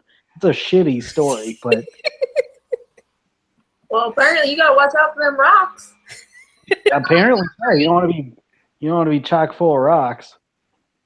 Don't eat them rocks. They're hard on your teeth. Or find a woodsman that can cut you open without killing you. I've never seen that before. I guess I wouldn't cut anything out of the story now. Especially not to put rocks in their belly. So you guys keep talking and walking, and the ghost of Thieves Past just creeps in the bushes behind you. And after a few minutes, you guys get to this part where the land has a fork of a river on both sides, and there's a small like creek on one side and a big river on the other. Is it like a fast, rapidy sort of river? Yes. How big The creek's more manageable. The big part of the river is probably about 30 yards across, about 90 feet across. And it's okay. I have a series of questions. Hmm? It is daytime. It is dusk. Is it hot? It's like probably in the lower 70s, upper 60s, but it's humid. Is the creek big enough for me to jump in? Yes. I want to jump in. Okie dokie. As soon as you do, I yell out, "You don't know what's in there. It could be a camp amoeba. A who? It's a bacteria that fucked you up. Don't do it." An anemone. It's an anemone. An anemone. I won't make you roll anything to jump in unless you want to do something fancy like cannonball or something. Then you can roll. Is it You probably refreshing? got a hookworm. It is cool and refreshing and shallow enough that you're not concerned about there being dinosaur fishes in there. I'm gonna splash water at Mindy. Alrighty. I'm gonna see if you guys can. I'm not happy about it at all. Can you sort of see the map where there's the little river? Okay, so you guys came from this direction. So we'll say that. Well, obviously we shouldn't cross the big river. We'll say that this splashy part right here is the little creek where Lucy is. It's like Where are you, Ryan? I'm not near the water's edge because I'm in chainmail. So you're and, probably about where you guys came out of the trees. like right the there. river to me looks terrifying, and the creek to me looks like a river. So All right, and then Sarah, you're just behind Brian. Yeah, I'm still hiding in the trees. Okay, I don't have rogues, guys. I only have little night people. Sorry. shame on you. You're just So- not prepared. I'm sorry. It's a good My thing husband you didn't buy me more dinosaurs. So hearing the splashing, a smaller Bitosaurus comes out of the trees. Fucking dragon, look out. Can I tell it's a bitey one? You can probably tell it's a bitey one because you saw the pictures earlier. I'm gonna be slightly wary because I know how predators can be, but I don't think it's gonna be aggressive. Because nothing I have seen tells me that anything is actually aggressive towards the peoples. Okay, it's not moving closer to you, but you can kind of hear it making like a low purr sound. And roll a perception check since you're the closest. 16. Okay. So you notice that there's a similar Bitosaurus head poking out of the bushes, and he doesn't want to stand up for some reason. There you go. Are they considered small? They're considered medium. Mm. And Damn it. another one. Let's see what they were saying. There. And another one right here. I think we're finally getting to see the thunder lizards. I'm gonna try to hop through Lucy's the water. the only one that can see all four right now. Yeah, I'm gonna try to get in front of her and the one that I saw. All right, you're in chainmail, so I'm gonna have you. Let's do athletics, cause it's strength. That's gonna be a 9. It's like my 5th 9 tonight. All right, so you start to try to make it across the creek, and Lucy, you see that he's struggling a little bit to cross the creek in his chainmail. Throw me over the water. I want to reach back and help him out. Okay, so do you want to lift him out of the water onto the other side? Where are you trying to get to? Just in front of you, between you and that thing. All right, so I swing him around and pop him in front. All right. Perfect. Are you in the water or out of the water? I want to be I'm out of the still in water. the water. I don't think anything's wrong yet. All right, so she put you down in the water. You're standing in front of her in the water. Yep. Okay. Boy, at least that gnome's dead and doesn't have to die this way. I say aloud. This one comes out of the bushes, and so Brian, you can see it now. The two green ones you still can't see, but the one in front of you doesn't seem to be wanting to move any closer. All right, I kind of want to turn in such a way to where I can keep both of them in my line of sight. Okay. And I want to stay as close to Moose as possible without being in the water. All right, so you're just going to move forward about. Yeah, and I'm telling her, we're fucked, save yourself. All right.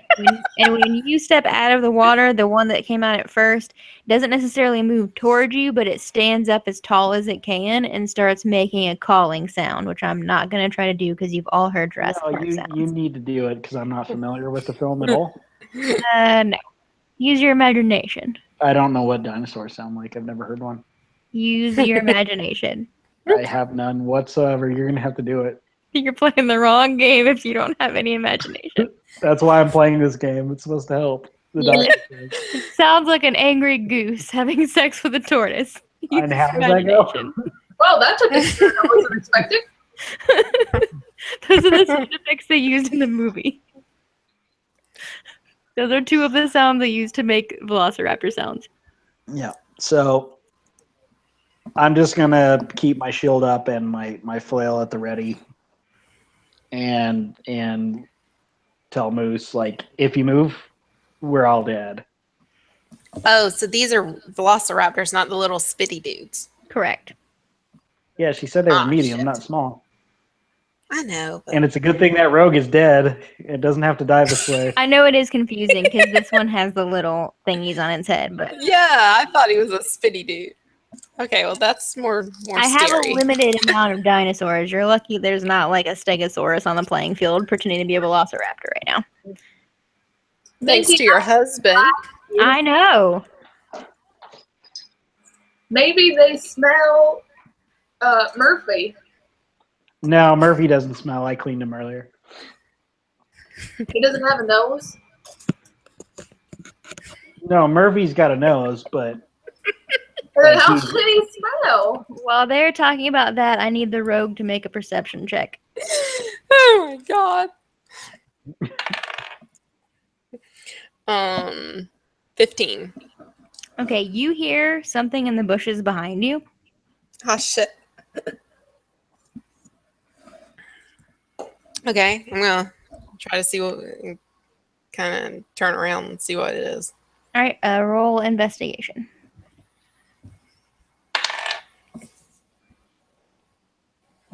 20, non-nat.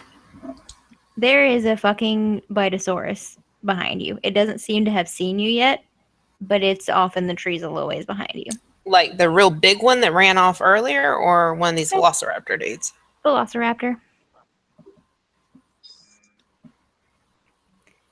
but she's still stealth, so it doesn't know she's there. Yeah. It hasn't seen her yet. Cool. Okay. You pretty much gather, we'll say, no, because Brian, you've seen two at this point. So you guys pretty much assume that this side of the big river is these little guys' territory. Yep. Yeah, I'm staying stealth, then. I'm just gonna. I'm not initiating Alright. anything. Well, you're about to initiate things because you're gonna roll initiative. Whoa. I was going to throw a stick for it. Hold on. I'll be back. I don't know what you rolled.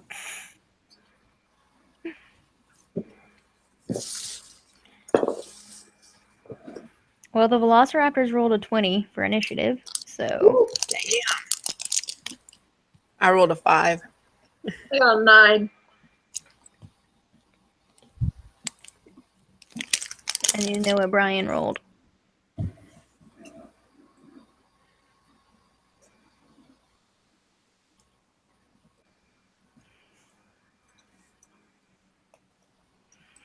I'm super excited for the end boss battle because I can't wait to show you guys my T-Rex one.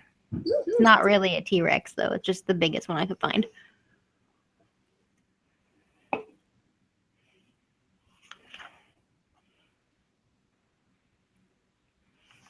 I'm pretty sure it's Allosaurus. But the Allosaurus is the toy that I said when I went to Toys R Us and I was talking about D&D that I got a discount from the guy that worked there because I was talking about D&D with him. So, what's your initiative roll, Brian? It was a 4. Jesus. Yep. All right, well, the Raptors rolled a 20 for initiative, so they're going first. Oh boy. So, these guys are still kind of in the bushes. This guy's going to move forward a little bit because he wants to kind of get behind you guys. He doesn't know that Sarah's there yet, though. And the first guy is going to go up to Brian and do a bite attack, which Fucking is... try it.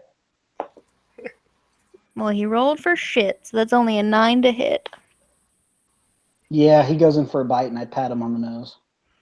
Like Alrighty, I give him a little thump, You swat him And on make- the nose like a bad dog with a newspaper. and I make him sneeze. Okay.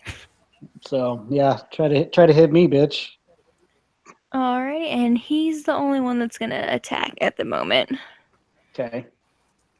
because he's trying to figure out what you guys are. So that brings it to Lucy's turn. Was it clear to me that it tried to bite him? It didn't succeed, so you might just think it's playing. That's really a character choice right there. Your friend isn't bleeding, so Are you upset about it? Like, is it clear? It's got huge, nasty, sharp teeth. All right. But if it can sneeze, it can die. I'm going to interpret that as it's being a bad, bad dinosaur. So I'm going to get mad. And because I overreact, I'm going to swing my great axe at it. Tell it no. Which I like that you can swing that right above my head, which is pretty cool. Conveniences of being short. Yep. That's an 18 to hit. Hits. Sweet. 12. 14. Alrighty.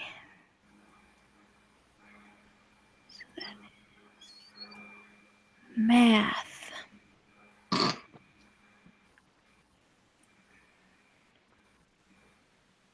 I'm also trying to keep track of all of them, so hold on a second. Alrighty. Alrighty. Anything else? Crap. New class.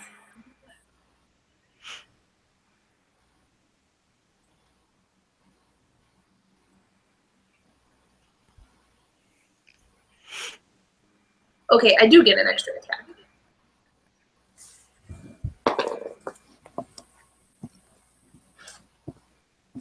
Yeah, that's a 12. Misses. Dang.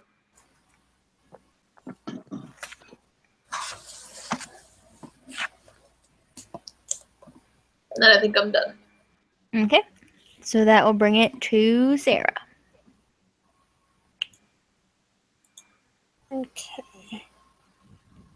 You are stealth too, so that should give you some fun stuff as a rogue. Hush, bud. Mm-hmm.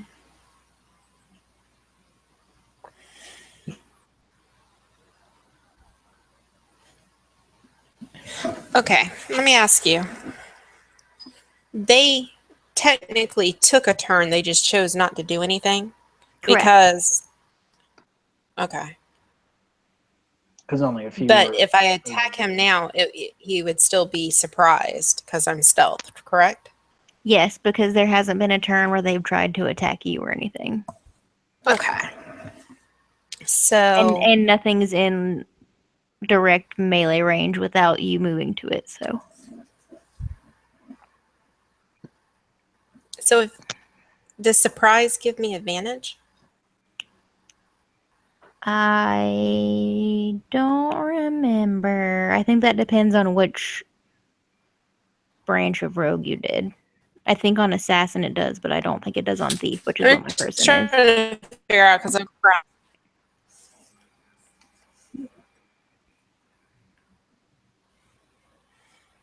Because I have assassinate and it says advantage on attack rolls against a creature who has not taken a turn in combat yet, which your dudes have. Okay. But then it says any hit against a surprise creature is a crit. And then... What are you grumbling at? And then for sneak attack, I have to have advantage or one of my party members need to be within 5 foot of it. What I would say, because technically they did take their turn, is that you wouldn't get the assassinate one, but especially the one that's behind you right now that doesn't know that you're there. If you attacked him, I'd still give you the auto crit, so you'd get that extra damage. Mm-hmm. But I wouldn't get sneak attack, right? Correct. Okay. So Are you sure? Because everything should be focused on me and Lucy because she's stealth as shit. Yeah, but the one that's closest to her is not in melee range of you guys, which is the deciding factor on that. Gotcha. Because the idea is that if something's close enough, it's distracted by you. But since the one by her is not close enough for you guys to be a threat to it, its entire focus wouldn't be on you. Can she roll against God to dispute that? Because they're obviously hunting us too. Do I have a clear line of shot? I'm going to say she can't roll against God on that one because I could be a dick and say she doesn't get anything, and I'm willing to give her the auto crit. So All right, fine. I'm already compromising. The one in front of the halfling. Mhm. Do I have line of sight on him without hitting the halfling, or is the halfling blocking? Probably not, because there's also a moose between you and it. And she's also about the same height as me, so Mhm. so that Because the halfling's not the only thing between you and it. So Mhm.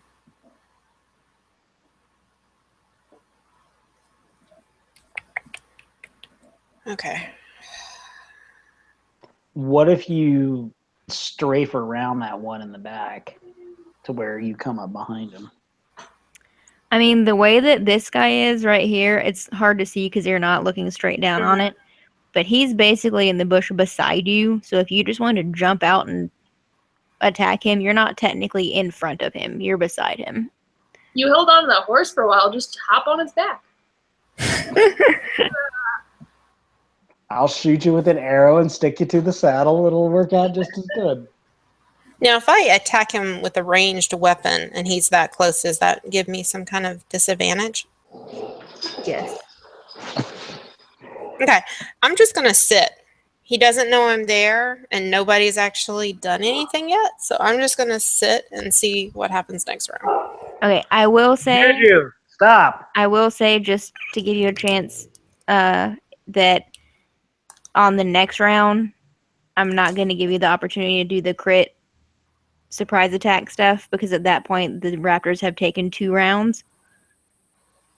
Well, the surprise is it's a crit if he's surprised. So if I'm stealthed and I attack them, But if they've gone 2 rounds in the fight, I'm not going to give it to you because they're going to be aware of their surroundings. Because, like, as a rogue, I can't be in a fight. Yeah, but I get the chance to hide every time, and if I hide from them, they don't know where I'm at. But you don't get a surprise attack every time you hide. You don't? Because the things that you're fighting know that you're there. You sure about that? I don't know about that one. I would question that one, Jenna. If you Because hide, they don't know where you're at, and then you can move. yeah, And that's how you get the drop. Like, that's the only way a rogue can be effective, because they do such little damage. because I mean they know I'm somewhere, but they don't know where I'm at. Yeah. And they could be focused on like Brian or something, and then I would be hitting them. But that's the thing is, like, okay, as a rogue, if you hide and then you sneak up behind like this guy who's in melee with Brian, you'd get surprised on him because he's focused elsewhere. But if this guy knows that there's a fight happening because these guys are here, sorry, I just killed Lucy. Then they're aware that a fight is happening, but they're not directly being attacked. So they're going to be aware of something trying to attack them. Couldn't you roll perception against herself just to make sure that she could get up there? Just to make sure that you can dispute this and not just make it an all-out call, because the rogue can straight up hide. Like, that's... If you want to try to roll stealth every round to do that, then we'll play it by ear for that. But at this point, I haven't had you roll stealth again since you rolled fairly high. And even you read it as the initial surprise attack is for creatures that haven't had their turn yet. So by next round, they would have had their turn twice, is what I'm saying. Like, the way I'm seeing it, though, is like, even if, like, me as a fighter were to duck behind cover and wait around to where they didn't remember I was there and then sneak up behind something else, like, that's a surprise attack. They don't know I'm there. Like, that's kind of how that whole deal works, especially with a rogue that can just hide as a bonus on every turn. Like, that's the whole point of them being able to do that, is they can an advantage on an otherwise, like, completely weak player. But you're the DM, so you have final rules. So I'm disputing it, damn it, Sarah. Don't argue. I'm trying to help you out. I know, but I mean, like I said, if you want to roll stealth at the top of all your rounds and see if you're still stealth enough to get surprised, that's fine. But at the level of stuff you're fighting, if you get surprise attack on every round because you're hidden, you're going to kill everything. Right. What does hide specifically say?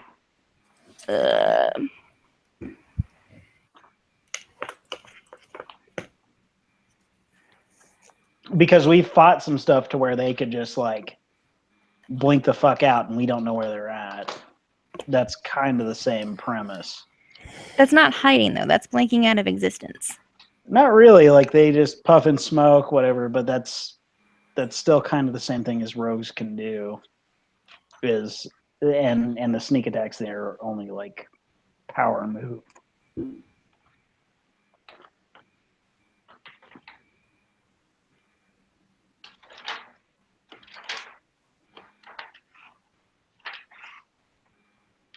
Apparently I went too far for rogues.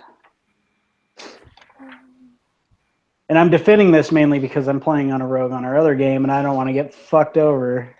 On sneak attack, you can do a sneak attack once per round. The assassinate's the one that you can't do on... that you can't do again. Right. But... Because you can dodge each round. You can cunning action each round, and you can sneak attack each round. Yeah, she's got cunning action, which allows her to dash, disengage, or just straight up hide. I mean, you can still sneak attack each round. I'm just saying you can't do... But if she can use her cunning action to hide, doesn't that...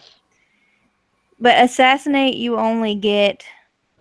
One shot of. You only get against any creature that hasn't taken its turn in combat. So technically... Okay, yeah, for assassinate for sure, but, Yes. but for sneak attack... I was talking about assassinate. Well, the second part of assassinate... Well, that's the first part. You get advantage on attack rolls. The second part is, I think, the one that we're asking about, because that says any hit against a surprised creature is a crit. So I guess it can only be surprised once, is what we're saying. Is that Or- because or of the a surprise assassin- round is when they straight up do not know you're there at all. Correct. So yes, in that case, Right. Jenna's right. I didn't know you were Right. talking about assassinate. Yes. right? For, So- And for then I can just the- hide again, but then I wouldn't get... No, but they'll Surprised know again. they'll know For- you're there at that point. For just the base level rogue, Right. no archetype sneak attack, you can do that every round. As long as you're hidden before. Like, as long as you hide as your bonus action in the round before, you can sneak attack every round. But you only get your the chance to use the assassinate one and do the surprise crit. creature critical hit on the first round.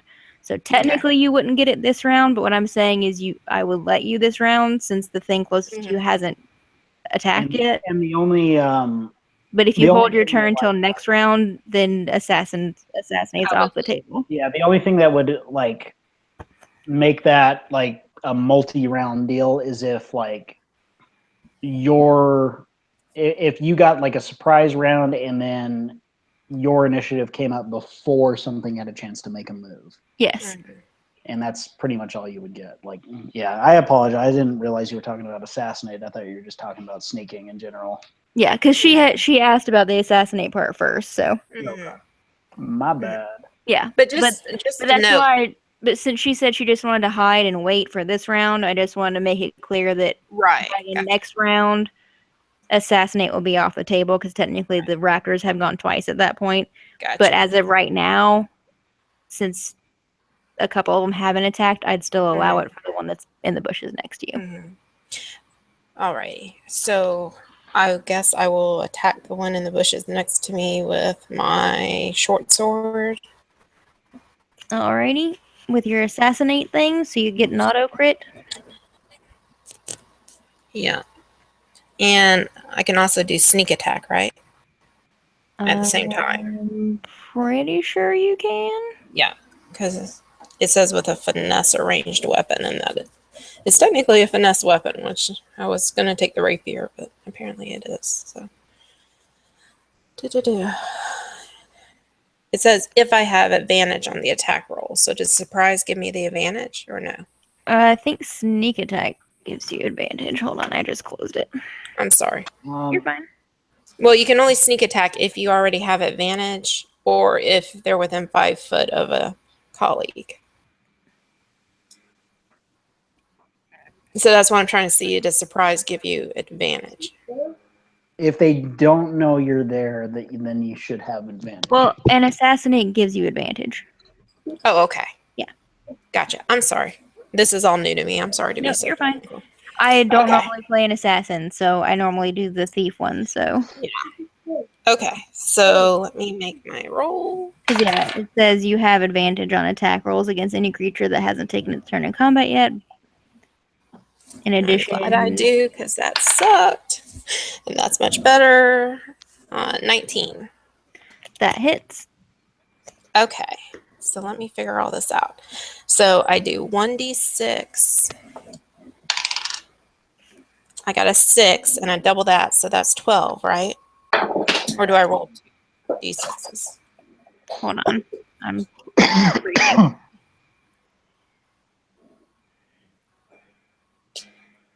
All right. Since you're doing sneak attack, you get an extra 1d6 damage die. I get 3d6 because I'm level 5. Okay. So roll those and then Okay, figure up that's your critical.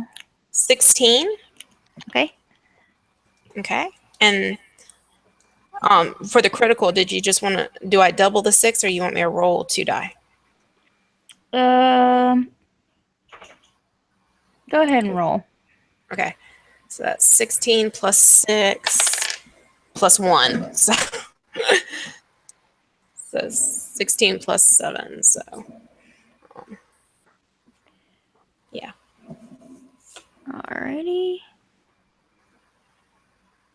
So you jump up out of the bushes and you swing at this thing's neck and you hit it.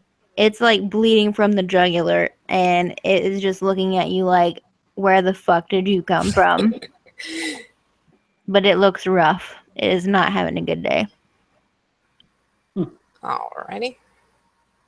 And as a bonus action, can I try to hide if it's right in front of me? Looking at me? I'll say roll at disadvantage just because you're still in the bush next to it. Okay. If I run away from it, it gets opportunity attack, though, right? Yes, But you can disengage as a bonus action without that's that true. happening. You can disengage and then run, and it won't get your bonus attack. Okay. So I'll disengage, Okay. and then can I make it to Moose? Yeah. Yeah, I'm gonna yeah, I'm gonna do that. Well, this is a great way to be surrounded. Do you want to be facing the one in the bushes behind you? Oh yeah. There you go. That's a little. I don't want to get right up on her yet because she doesn't. So kind of where the fork, yeah, like that. That's fine. I don't want to get attacked from behind either by my party members. And that's my turn. So. Okay. Then Brian's turn. The one directly in front of me, I am going to just attack with my flail. Okay. So that is an 11. Misses. Okay, extra attack, same thing. That's going to be a 16. Hits. All right. Which one's a D8? I forget. There we go. That's going to be 4 damage. Then I'm going to action surge, and I'm going to hit him again. Mm-hmm. That's going to be a fucking 22. That hits. Sheesh. And that's going to be another 4 damage. And then I'm going to, just keep my shield up directly in front of him. Okay. Take that, So- wizard. You hit him enough, and he's starting to, just shake his head, trying to focus on what's in front of him. He seems to be having some issues. Got a couple bonks in the head. And that brings it back to the Velociraptors, if it is. That's all of your turn. So, this guy is going to try to bite you again, which is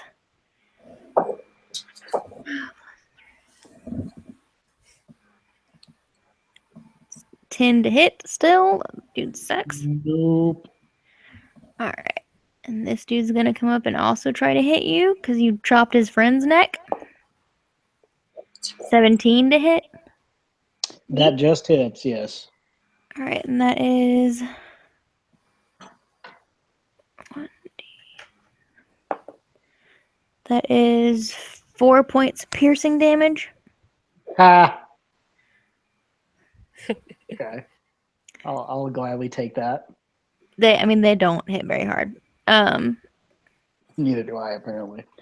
All right. That's 1, 2, 3. Okay, so this guy's gonna come up and try to hit the rogue with a bite, which is a 6 to hit. So he misses. He tries to bite you, but his jaw's not really connected to his face anymore because where you attacked him. So it just kind of like rubs its bloody face against you. Ew. The moose is still in the river, so the velociraptor is gonna move in and try to hit Brian again. Cool. It's only a 7 to hit, so he misses. And I bop him on the nose with my shield and make him sneeze. And the last one rolled a 22 to hit. That's going to hit me. But that's only 5 points of damage. So. Yeah, I laugh at him. Alright, and it's Lucy's turn. Alright, we're gonna whip out the axe again. 18. That'll hit. Are you going for the one directly in front of Brian? Yeah. Okay.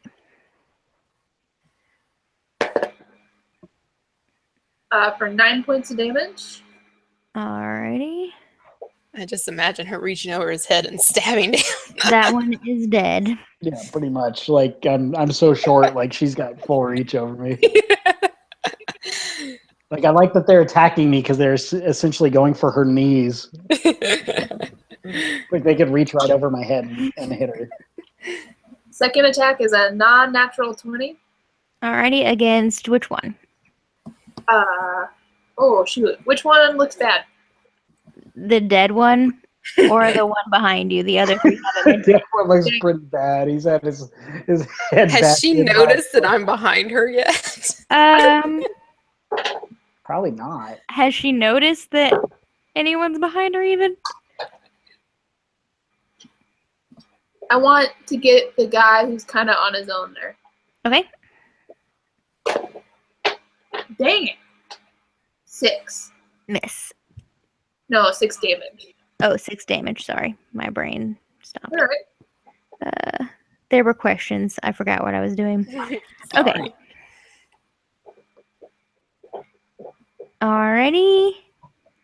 If that's the end of your turn, it's back around to Sarah. Now remember, if you guys are that close to me, you have advantage. No, cool. Where did it go? Cool. You have advantage on melee attack rolls against any creature within 5 feet of you that is hostile to you. Awesome. I'm going to take Awesome. good advantage of that.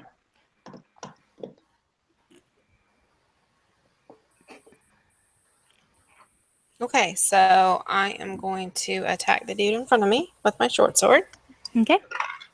And I have advantage. Thank God. Roll better, baby. An 8. Misses. Okay, and That was as with my- advantage? Yes. How The bad other was one your was other roll? 6. Okay. Those dice need dice jail. I know, right?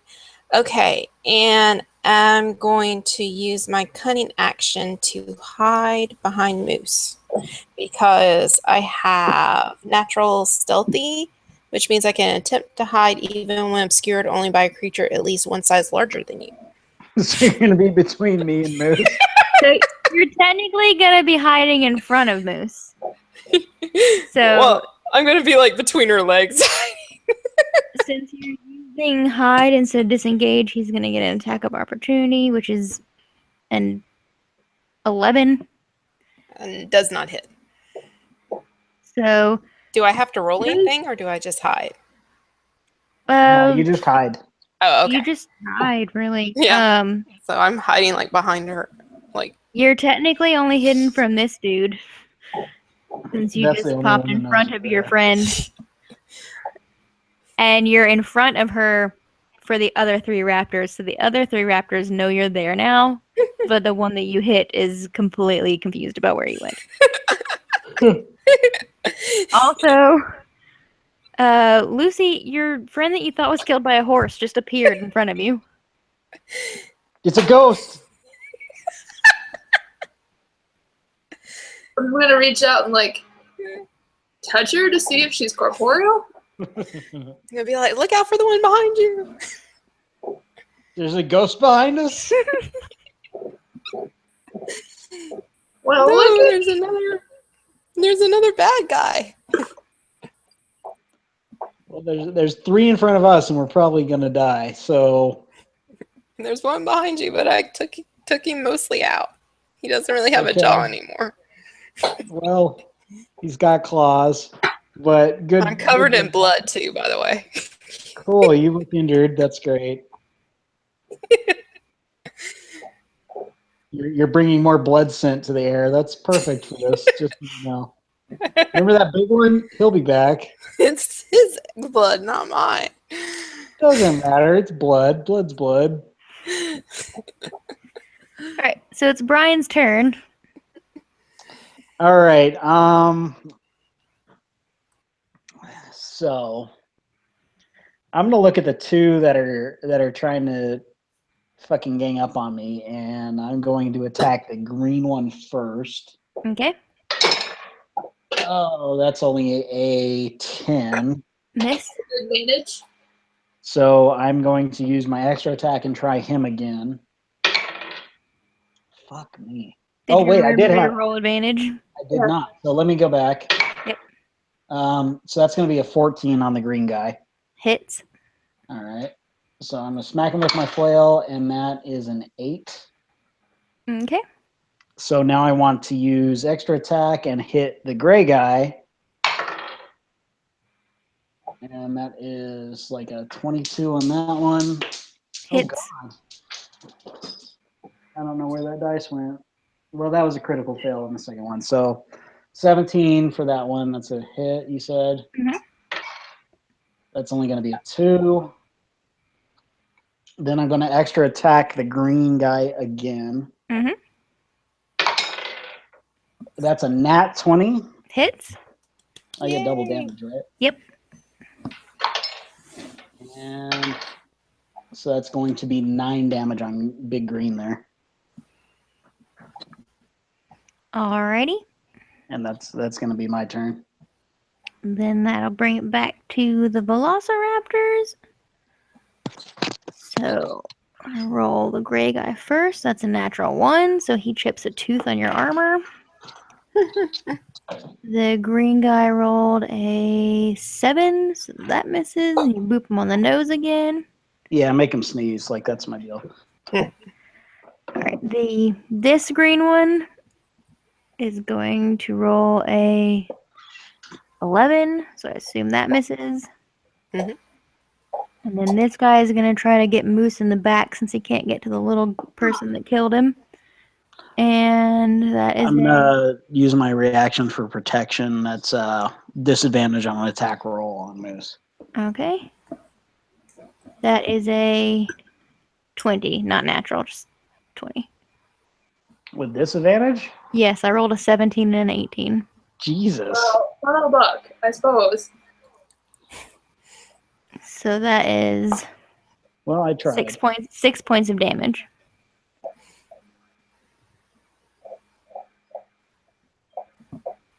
And that's the end of the Velociraptor turns. So it's back to Lucy. Hit the green one. Okay. So I just got, I assume clawed because it doesn't have a bottom jaw, right? Yep. All right. In your butt. I'm gonna whirl around with my axe because now I'm mad. And yeah, I'm gonna wait for that. Okay, 16 to hit. Hits.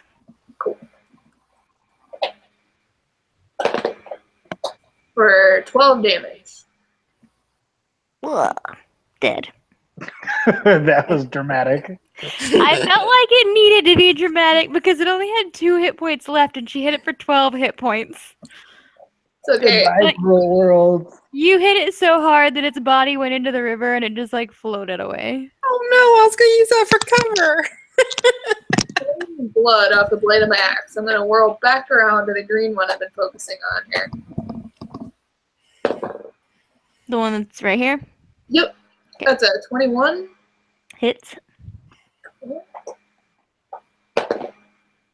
For another 12.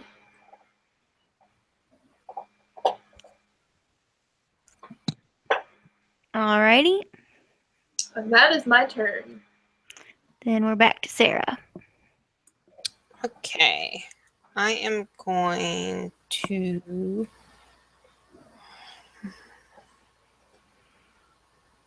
I guess I'm just going to try to hit that green guy that Moose has been working on that's looking at my butt. Mm-hmm. With my Should short we all sword. take a break real quick? I think Lucy went off. Oh. My dogs are getting very impatient.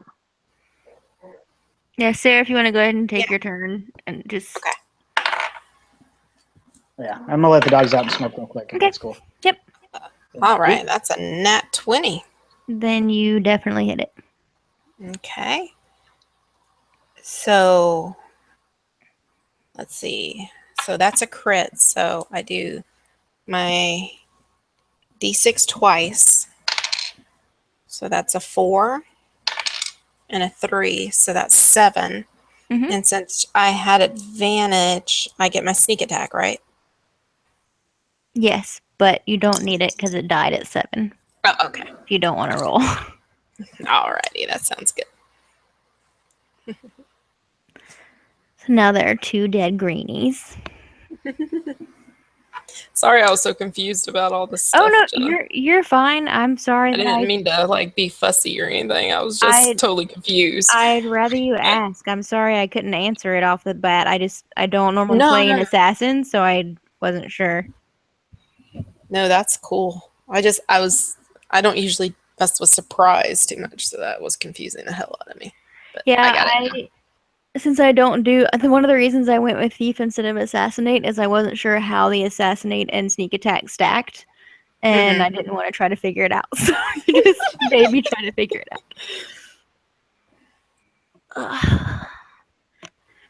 But while no one else is here, you can get a sneak peek. Ooh, nice. His mouth opens and everything, so I can make it in your faces. Oh, that's pretty cool. He was like $12, and I was with a discount. That's nice, though. And if he didn't look so cool, I wouldn't have gotten him. But it's times like these that I wish I still had my original Jurassic Park toys Yeah. that made dinosaur noises and everything, and had the little pieces that came off of them, so it looked like they'd been bitten into. That'd be pretty cool to have right now. That 'Cause I wouldn't have to tell you it looks bloody. I could just take the chunks of their bodies out.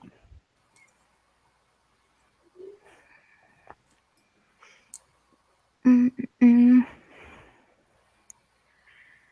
Did y'all get anything during free RPG day? No, I didn't go. Our shops here suck. Yeah, I didn't go either. I got a couple things online I saw. I already ordered the Critical Role campaign book. Yeah. I looked Like, at it. I haven't ordered it yet, but Well, I wasn't going to, and then they announced that if you pre-order it through a store, you get the book, but then for $5 more, you get the PDF also. oh, cool. But they're not available through the store until the 19th. And the one store near me said that they weren't even offering pre-orders for it. So I found out that Amazon was letting people do early pre-order, so I won't get the free PDF, but I also got to pay $10 less because Amazon. Yeah. So, Pretty cool, yeah. yeah. So I went ahead and reordered it because I thought about it, and I'm like, I barely use the PDFs that I have. So I like having a physical book. So I think what I might do is whenever we're done with Strahd and I start my campaign that I'm doing, I might use that campaign setting as like the main, Like inspiration. yeah, instead of That's having to build a whole separate world, and then That's- just kind of write your own personal side quests and stuff to work into it. So, which will I be just- cool. It'll be cool for everyone who's listening to or has listened to Critical Role because there'll be NPCs that are familiar. I'm not that far into it, but I just actually got back from Charlotte. We went up there for my daughter to see that YouTuber guy, Dan TDM. Mm. And we went to the hotel, and there was like all these geeky people around. I'm like, my God, this Charlotte must be like geek town or something. And one dude looked at me. He's like, "Are you here for HeroCon?" And I'm like, "What?" And he's like, "Yeah, it's HeroCon this weekend. That's why all these people are here." And I immediately like went to my phone and I'm like, if anyone from Critical Role's there, we're going to HeroCon tomorrow. But no, it was all comic book people. But Yeah, they just got back from Gen Con, and then or not Gen Con, MomoCon, and their next convention is in August, which is Gen Con, and I'm really mad because I had the opportunity to go there for free. Oh, no way. Yeah, there was a guy that was in the D&D 5e group that he's in charge of organizing the tabletop section of Gen I Con. saw that dude asking for stuff, but I didn't know what it was. Yeah, he was asking if there were any chick DMs because no women had signed up to DM any of the tables. And he's like, we like to have a couple of tables ran by women because girls who've never played before don't really like going to a table of all dudes. So if they have chicks running games, they're more likely to get new players. Oh, sure. So he was trying to get women to DM, and he said that if we showed up, he'd pay for the ticket and everything. You just have to get there and pay for your own hotel, but he'd pay for admission and all that shit. And Can you dress in full cosplay and show a lot of skin? Because that'll really bring the audience. I've seen the AVN Awards. I talked to him for a little bit on chat, and he was actually like, yeah, we've had to tell a couple women they can't DM because they wear their cosplay outfits, and no women want to go to their tables because it's just dudes drooling all over them. So he was actively not creepy, which was nice. Wow, surprising. Yeah, it was a pleasant change. And none of the guys roll anything. They're just like, yeah, they're just. So I was tempted, especially because Critical Role goes to Gen Con almost every year, and they played a live game at Gen Con one year. But my Where's friend it that I at? go, it's in Indiana. oof, My friend that I work with, the wedding is the same weekend as Gen Con. Oh, lame. Yes, dear. What you need? You just came out here to shake your head disapprovingly at me. I Okay. need to know Okay. Yeah, they like it more out than words can say. I need to know. Princess. here. He is a princess. Sorry. He's also shaking his head disapprovingly at my dog laying on the pillows. It's Brian's turn, by the way. Fuck yes. All right, so there's 2 left. Yep. All right, so first attack's going for Big Green there. We do. Nat 20. We do. I don't know. Mom didn't say. That hits. That's going to be 10 damage to that bad boy, and I'm going to use extra attack on the gray guy. Okay. Fuck yes, dude. Brown dice is killing it. Another nat 20. Mm-hmm. And that's going to be 6 damage to gray guy. Action surge to gray guy again. Did you roll extra damage for 20? Oh yeah, I'm rolling extra damage. Okay. So that's going to be a 19 on gray guy. Damage or hit? Hit. And that's going to be 7 damage to the gray guy. All right. The green guy is dead. Fuck yes.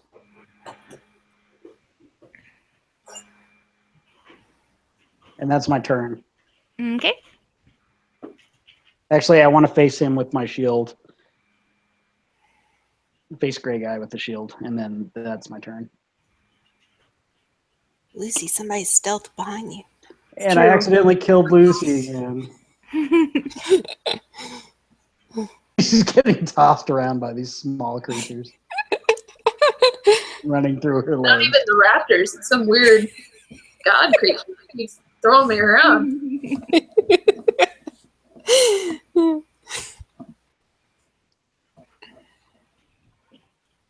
Okay, so the remaining Velociraptor is going to try to bite Brian. Do it. Rolled a 2, Fail. and that's all their turns, because the rest of them are just going to use their turn to rot slowly since they're dead. That one's still floating down the river to God knows where. Hopefully that pulls the T-Rex away. I smell blood on the water. So that's Lucy's turn. Ooh. I know who's left and who I'm going for. Finish him. 16. Hits.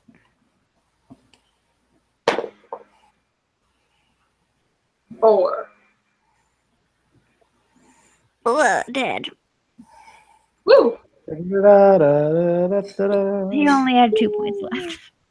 So I'm gonna look around all angry, like, are there any more bad, naughty creatures? That was not nice. I think we're okay, but this is bad. There were lots of those. Why did y'all not follow the road? What road? Carriage road. Why didn't you just go alongside it and go back to the compound? Because big Bitosaurus dragon thing. Yeah, but you could have went through the trees. We did go through the trees. You went straight through the trees. You could have paralleled the road. Where were you? You're supposed to be nailed to a horse. I know. That's why I had to get Where are back your pants? with you. I have most of them. I'm like wearing Daisy Dukes at this point. Only on one leg, though. Yeah, only on one leg. It's a fashion statement. You're gonna hurt your foot. Yeah, I wonder why. Hey, I tried to help. All right, so I want to cut off one of the big claws from the foot of the rafter Okay. and just keep that. Do a nature check. Okay. That's going to be a 16. Yeah, you get it pretty easily. Fuck yes. And I just tuck that in my pocket. Alrighty, so you guys gonna finish looting and then just keep walking in the general direction of stuff and things? They don't have any magic items, do they? Yeah. Can we roll on the loot table? What's the challenge rating? Hold on. I'm debating skinning one for a costume later. Their challenge rating is 1/4. Okay, so shit. Where's my DM guide? Sarah, do you have yours handy? Let's see. How do you figure out the loot table thing? I haven't looked at it yet. It should have a loot table for each encounter. So I'm assuming if there were 4 raptors, they're both like a quarter, you said. You could roll for a level 1 loot table. Treasure hoard challenges 0 to 4. Yeah. Yeah. It's got 1 to 100 here. Okay, so we need to roll a D100. I've got that if you don't.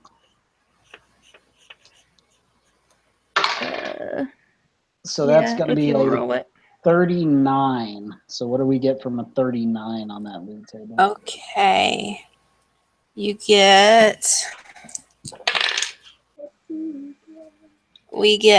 6 gemstones that are 10 gold apiece. Okay. And we get to roll 1d6 times on the magic item table A. All right. So roll a d6 or I can, whichever. All right.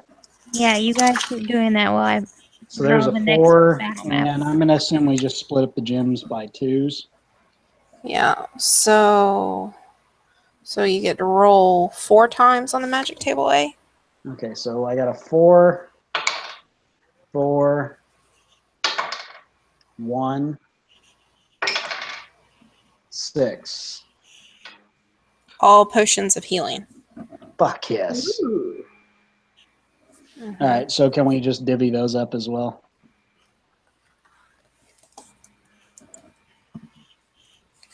However we want to do them. Divvy up your stuff. If it, So two Okay. gems apiece, and then we got what? How many health potions? 4, right? Yeah. So I'm going to take 1 at least. I'll take 1. I probably have more hit points. Well, I'll take 2. Are you sure Sorry, you got I more was hit points? preparing your other battle map, guys. I have 46. I have 50. I've got 51. Ooh. Okay, so I'll take. You each take 1 and I'll take 2. Is that cool? That Sure. works because I've got second wind as well, so I can use that to roll a d10. And I can always bring give it them down. to you if you need them. Yeah. What would the health potion be? 1d4 or? Yeah, plus 2. Yeah, 1d4 plus 2, I think, unless it says like greater health potion, in which case it'll tell you what that Potion. is in the DM guide. Yeah. Well, I don't know where the heck they had these things stashed, but that was pretty cool. Up their butts. Yeah, they work in a prison mentality, so they just. I'm just gonna go with you guys had empty vials and necromantic created velociraptor's blood is health potion. Okay. We didn't have to cavity search them. I feel like I have to justify it because it bugs me so much when I'm playing Skyrim and I kill a rat and it has 37 gold on a spoon and I'm like, where the fuck were you carrying this? I had Murphy look in the hard to reach places. So you guys keep on going now that you've looted the bodies. Yeah, I want to turn back in the general direction of where the gate was, but Okay. I know that we can't get through the gate because there's T-Rex up there. So I want to try to strafe around to get back to the main building in some way. Okay. Yeah. Would we have to cross that river or? No, just cross the creek. Cool. Okay. I'm As already. far as you can tell, there's nothing really on that other side of that river. Okay. So yeah. Although I like how much, like in the movie, you guys are like, we'll go around. It's gonna be too hard to open that door, that giant door. That's why I asked if there was a cliff and if the cart was going to get stuck in a tree. I've already said this is against my better judgment. I think we should have just paralleled the road to the door, but That would be the nobody logical likes that idea. Wait, should we go back for Ian Malcolm? No, fuck him. Wait, what He was the line? sacrificed his life for you. What was the line from Pineapple Express? Man, fuck Jeff Goldblum. Poor Jeff Goldblum. He's gonna turn What if into a that fly. He'll be Hammond? fine. He's a druid. What if that Hammond Necro guy is like turning people into dinosaurs? That you caught me, Brian. That's what it is. At the end of this, Jeff Goldblum's gonna be a fly going, "Help me!" A giant fly.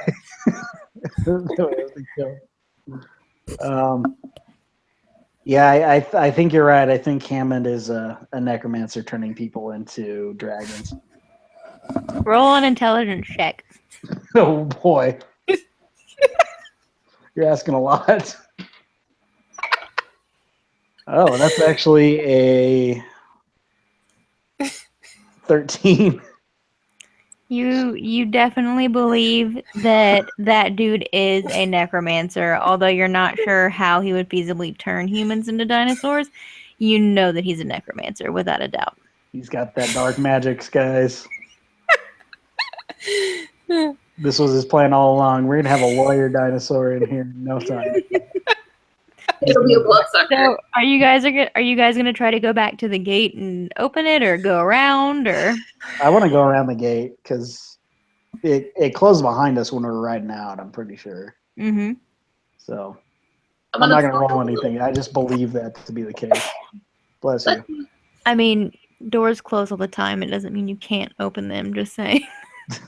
Worst case scenario, no, it won't open. He's Alright. very pessimistic. All right, so you guys are continuing through the dinosaur-infested woods. Yeah, it's the wisest choice. Okay. infested like it's a bad thing. All of you roll survival checks. Oh, Oh, great. All right, that's going to be a 8. oh, I like survival. 21. All right, what'd you get, Sarah? 11. Okay. Sarah just kind of stands there for a minute, and then Minty starts walking off in one direction, and Moose grabs him by the shoulder and just turns him around because he was going in the completely wrong direction. And you all set off in what you're pretty sure is the direction of the building. Okay. So you're just gonna keep walking for a bit through the woods, and Unless there's like anybody anything cool there. Can I go stealth? you can stealth roll for it, and Brian roll investigation to see if you find anything cool. 27. Okay, here's stealth. That's a 3.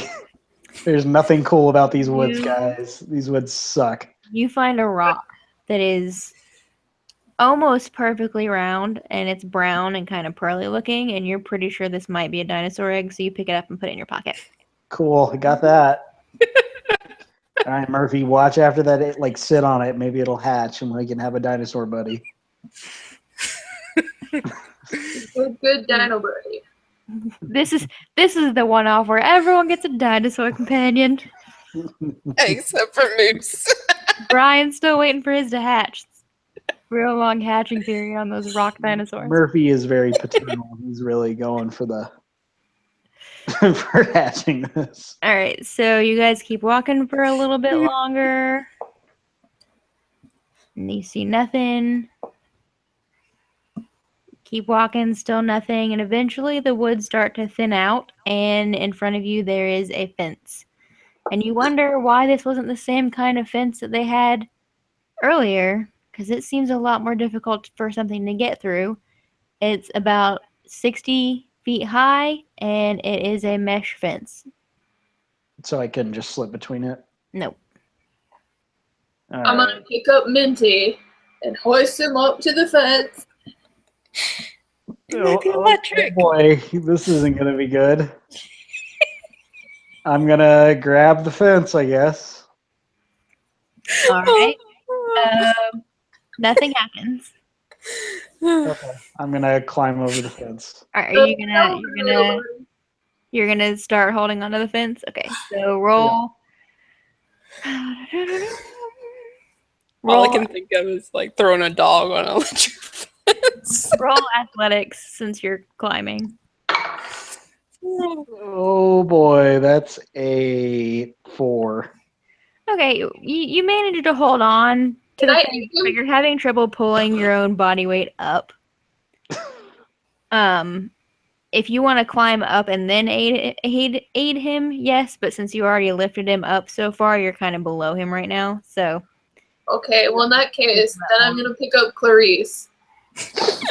And we're going to try it. I'm boosting Okay, her. Athletics is not my strong suit. Pretend it's a horse. 11. all right, you hang on and you manage to get up a little bit higher than Brian did, but you also have a lot less weight in your armor. So All right, what do I roll to follow them? same thing. Athletics. Mhm.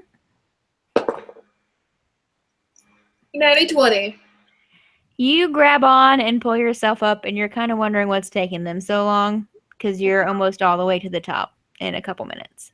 I imagine she does like the Tomb Raider thing where she just pulls herself up into a handstand and then like flips over the other side.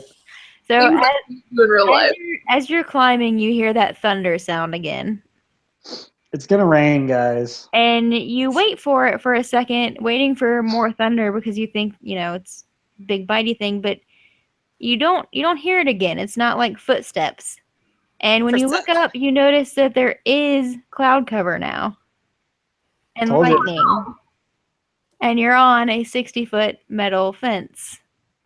All right, I'm gonna try to scramble up a little faster. So I'm gonna need everyone to roll athletics with disadvantage since you're rushing now. Oof, Yeah, that's a 2. that's a 7. Okay, so the 2, you get in a hurry and your foot slips and you only fall a couple feet before you catch yourself, but you do catch yourself. What was yours, Brian? 7. You're trying to hurry, but you're still having your armor is just so heavy. You're having trouble pulling up that weight. What was your roll, Lucy? 14. You've made it to the top, but you're having some trouble maneuvering your long limbs over the edge comfortably. And Gotta be careful up here, guys. It's hard to balance. How far are we off the ground, Jenna?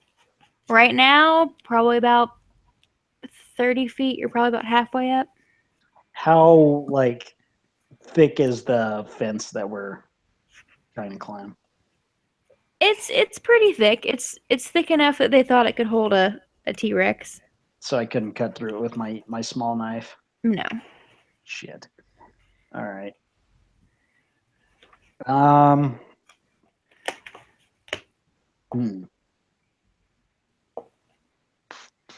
Alrighty. So I'll say that you guys are still moving right now, and I just rolled for fence and rolled a natural 20. So give me a second to look up what I was gonna do. Whoa. The fence attacks us. So It's a mimic. everybody roll It'd be the greatest. athletics again. I won't make you do disadvantage again. I've got Since the initial panic has quit. What was yours, Brian? 18. Okay. Sarah? 4. You are really doing like the little boy in the movie where your arms are like through it and you're just like freaking out. Brian, throw me a rope. Brian, you're at the top, and Lucy is about 10 feet down on the other side unless she wanted to wait and help you guys over. That's up to her. Okay, so if I'm at the top, I'm going to look back and see our struggling friend, and I do want to drop a rope to her. Okay. And as soon as she grabs it, I'm just going to drop on my side holding the rope. So I'm going to pull her up and over. You're But gonna. I have a feeling it's going to slingshot her over the top. Well, before you get a chance to do that, because it took me this long to look up the thing I rolled 2 turns ago. Yeah, electrocuted. Shocking grasp. Hold on, I'm trying to figure out what I'm going to do. This is the best wall you've ever seen. So, lightning hits the fence. And alrighty, we'll say everybody make a. The fence doesn't have spell saves and stuff, so I just rolled to get an arbitrary number in case you were wondering. Let me see what the save is supposed to be. Reading. Everybody make a dexterity saving throw. That's going to be no, that's going to be a 8. 13. 9. All God, right. these dice hate me today. It was a 10. So if you got more than a 10, then you take half damage. Ooh. And if you got less than a 10, you take full damage, which Oh boy. Me and my nice metal armor. Can I uncanny dodge? can you uncanny dodge? I don't know. All right, 11 points of damage is full, so half would be 5 points of damage. Okay.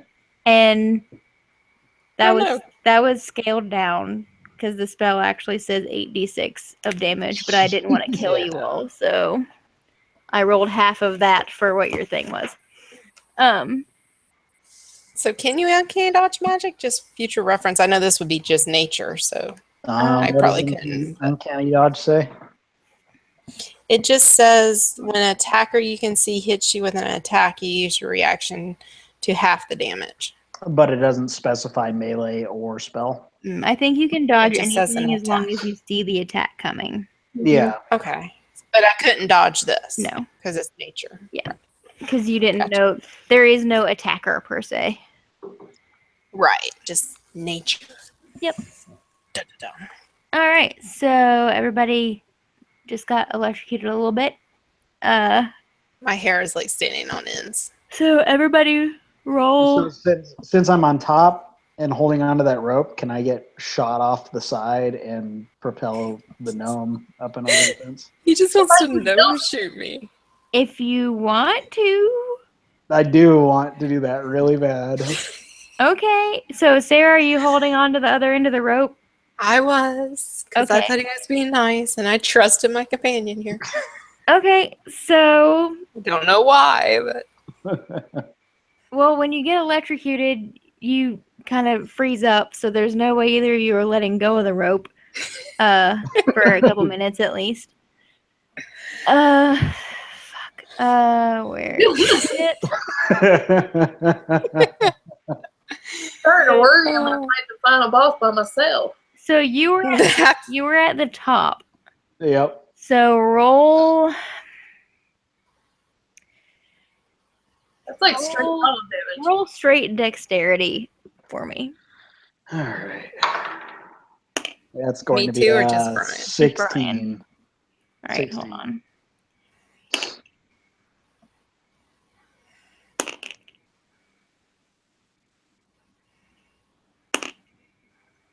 You can't just roll till you get a higher number. That's unfair. She's adding. Oh, that's scary.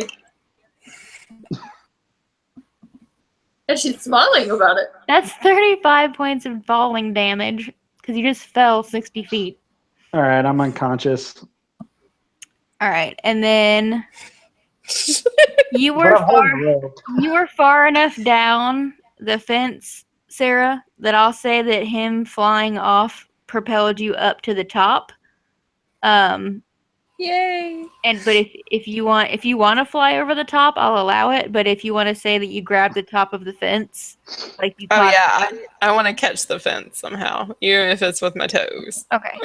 I'll Go over to physics wise, he wouldn't have technically gotten you over the fence. So you're at the top, and Brian's unconscious on the ground, and Couldn't we'll just shoot say him that like straight up in the air. Can I force feed him a health you potion? would shoot out. You can force feed him a health potion because you're on the ground now. Okay, I'm taking his and glug glug. All right, so that was D4 plus 2. Yep. And I let go of the rope at this point. I'm like, bump that. So it Alright. falls down the side. I've got 5 Climb hit down. points. So, This is Okay. probably not a great place to rest either. and I'm gonna. You Do I can have to find do a tree. athletics? Do I have to do athletics to get down the other side, or? Yep, just do one more for me because I only made Lucy do one on the other side too. Down While is she's easier doing than up. that, can I use second wind? Yep. All right. It's going to be. Okay. I've got a little bit of health in me now. A very little bit. All right, what'd you roll, Sarah? 8. Okay, you're still having a little bit of trouble maneuvering the fence because you got short limbs, but you're making it. Good. Just drop off. The worst part's the landing. I thought you offered bad news. That wasn't good news. So everybody is over the fence, and on this side of the fence, the forest and trees aren't as dense. It's pretty much open, but the trees that are there are much bigger than the ones that you've seen so far. If I want to look Really for like climbable.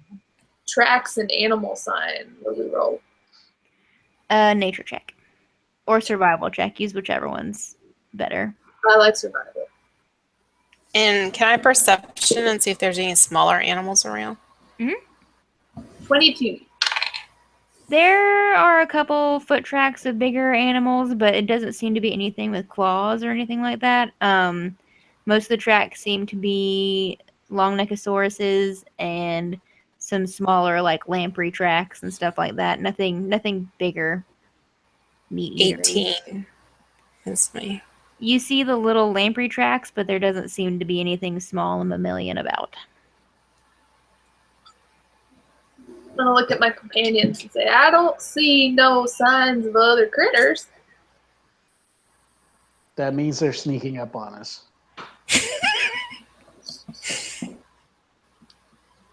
We're also lost, guys. You can keep moving. You can climb a tree to rest in. You can. I want to climb a tree to rest in there because I could use some. Is it dark? It's dark by this point. It was dusk when you started, so it's pretty late at this point. I want to find us a likely tree that seems to be the easiest to climb, and we're gonna hoist Minty up. It's pretty easy to find. There are a lot of really wide climbable trees in this area. All right. All right, first I'll one. trust you, Moose, but I ain't trusting him. Yeah, I'm going up there. All right, one, and then other, Yeah. and then I'm gonna follow. Yeah. All right, so everybody do your hit dice and stuff for long rest. Oh boy. Lionel, need it. All right, cool.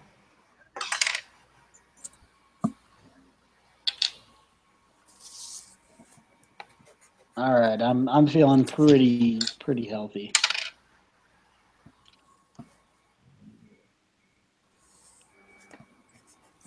All right, and if everybody's good, then when you wake up, you just figure out which direction you need to go, and you start walking. Yep. All right. We didn't see any herbivores during our sleep coming on us and stuff. None of them sneezed on you. They don't have colds. This is Anybody get sneezed on Cretaceous Park. by a giant dinosaur? Nope. Did anybody tell a lame joke about a Doogie-Thingy-saurus? No, but they could have if you wanted them to. No, I don't really want that to happen. It was Are you sure? Because was a that's bad what you joke. call a blind dinosaur. Should have kicked the kid out of the tree.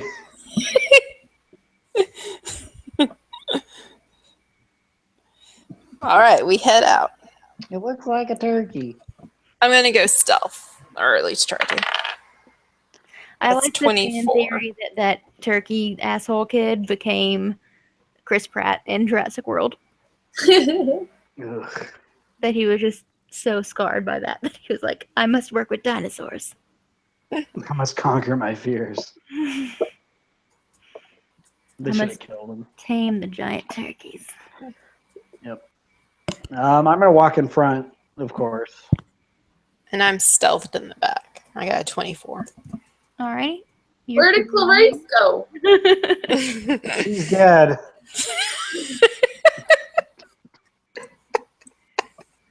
So you guys keep walking, and you see the big concrete building in the distance. And as you're walking through the kind of like spread out trees to get up to it from the side you're approaching, you hear the same sounds that those little velociraptors were making earlier, coming from the distance. So you're not really sure where they're coming from, but you think that they're relatively nearby. All right, flails out. I'm ready for anything. We're dead, guys. There's like 30 of them. So while you're saying this, he's still walking towards the building? Yes. Okay. I'm just relaying the bad news. I'm not giving up. I love your optimism. Terrible. We'll never get there. I've never been dead before. It's bad. So as you get closer, you leave the tree line and you're walking towards the front of the door, and you notice the horse that you were abandoned by earlier. Half of it is laying out front. You don't know where the other half of it is, but it's not there. I'm gonna Well, make a guys- rude gesture in its direction. He's not going to be as fast as he was. I think it's safe to say he'll be half as fast as he was at least. Literally. So you get in there and you walk in the front, and it seems pretty empty. Like, you don't see Everybody's dead, Hammond, you don't guys. see anyone. They're either dead or they left us. It seems like everyone's dead. Are there bodies laying around? There aren't bodies laying around. The only deceased thing that you can see is the giant dinosaur skeleton that's just on display. No, it wasn't the DNA strand. Nobody Nope. got to him yet. Yeah, everybody totally bailed. They left us to die. That was the whole point in bringing us here. Dragon food. Let's. So they can make new dinosaurs. They're going to turn us into dinosaurs, guys.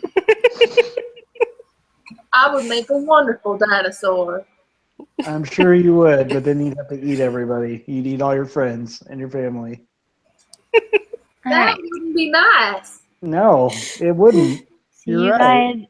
you guys all walk into the room, and you're in the main lobby, and there's some stairs that go upstairs, and then there's some scaffolding. It's all fancy where they're trying to finish some shit. And then there's a dinosaur skeleton. Well, this one's already all bones. Are you sure it's not undead? He was a necromancer. I'm going to walk up and I'm going to hit it with my flail. Roll. I roll an attack roll, I guess. All right, that's going to be an 11. You chip the femur. It's plaster. Okay. I think it's dead, guys. It's not alive. Say that. It might come back any minute now. I don't trust it. And I want to slowly edge my way towards the stairs. Alrighty. Wait, where were the kitchens? Were they upstairs? They're downstairs on the same floor where the dining area is. I want to go towards the kitchens because there's a big old bowl of Jello in there. So, yeah, sure, is it jiggling? That would be through these curtains over here. Yeah, I'm going that way. Alright. So you get to the curtains, and a velociraptor sticks its head out. Shit. Didn't see that coming. Would you like to use your reaction to swing at it? Because I'll allow it. Since you're very Yeah. paranoid. Sure. Guys, he ate all the Jello. It's going to be a 19 to hit. That hits. Wait, don't I have a thing about 19s? What do I have about 19s? I have something. That they're a crit or Critical. something. Yeah, I think Critical it's a weapon. crit on fighters. Cool. So that's a crit. I'm gonna roll. That's going to be an 11 damage against the Velociraptor. Mhm. They ate all the Jello. That's my bad news for you guys. Alrighty, so you hit it, and then when it cries out, another one appears in the doorway at the top of the stairs. I think this is like legitimately the only Velociraptor one I have because its little toes are sticking. Are we rolling initiative? Yep. Oh, Oh boy. 14. 18. 17. Oof. Alrighty.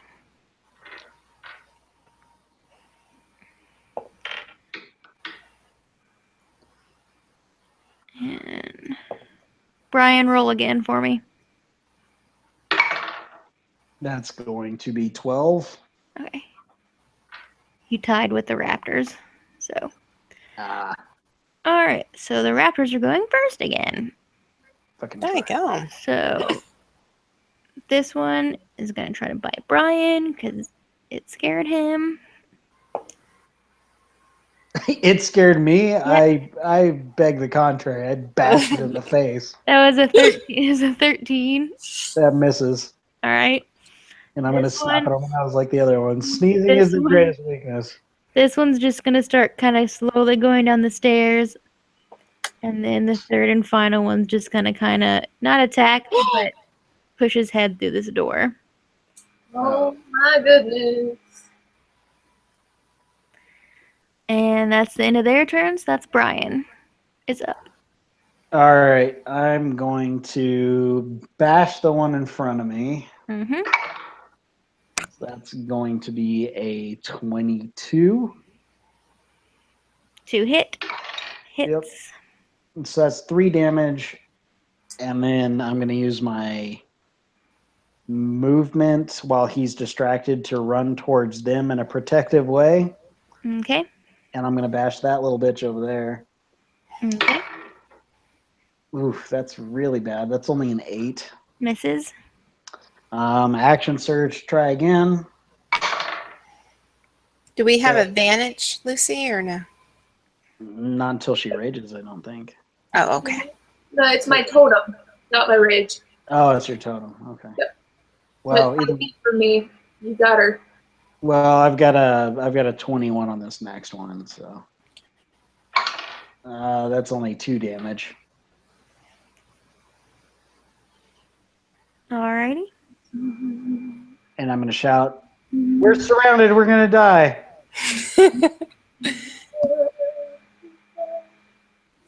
And that brings it to Sarah's turn. Okay. Now I'm not going to be able to assassinate because they took their turn, right? Yes. They got the drop on us. Yeah, they got the drop on us. So I am going to range attack the dude on the stairs with my short bow. And I get advantage, right, Luce? At least 5 feet away. Okay, that's an 11. It's the best I got.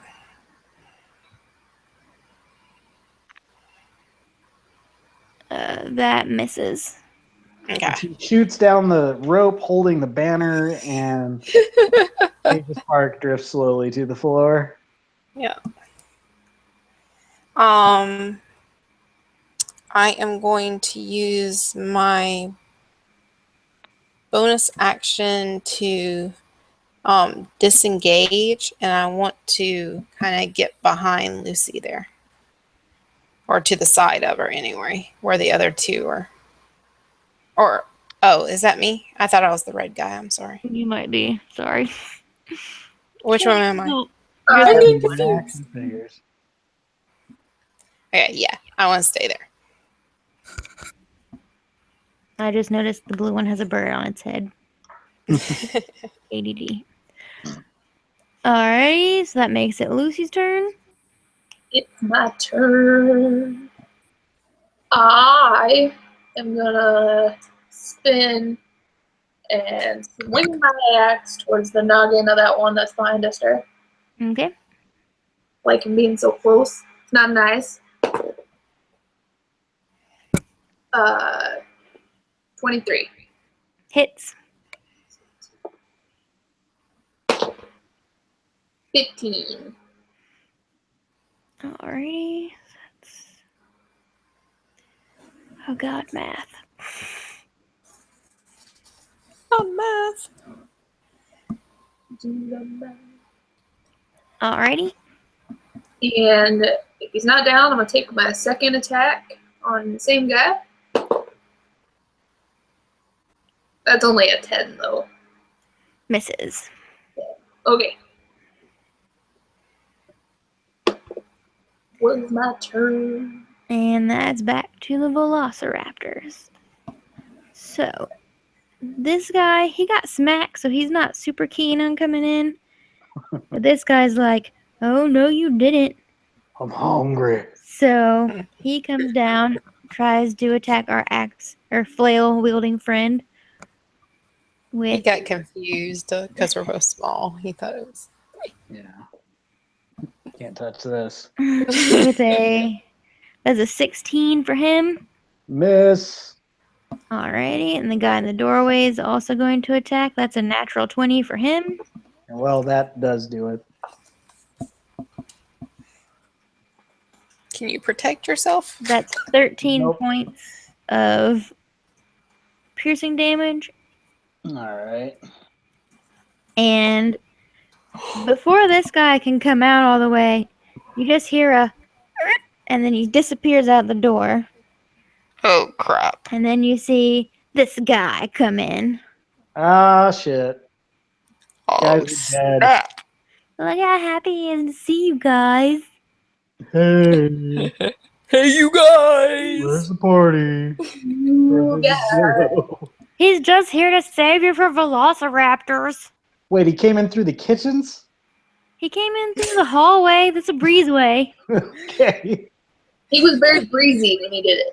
He can't fit through this door. I was gonna say, what was he snacking on in there while we were busy? He ate all your jello. Fucking Y'all hell. see it? Allosaurus fucking love jello. Don't you know? That's true. That led It's to the okay because it was extinction. the lime one. That was the green one. No, he likes the red jello because it looks like meat and bloodiness. Damn, and the cherry's the best one. He knows that's why he ate it all. You guys, we found him again. Oh boy. You know we're dead, right? Brian's turn. All right, so we've got 2 in front of me, so I'm gonna attack Greenie first since he just hit me. I still have advantage, right? Mm-hmm.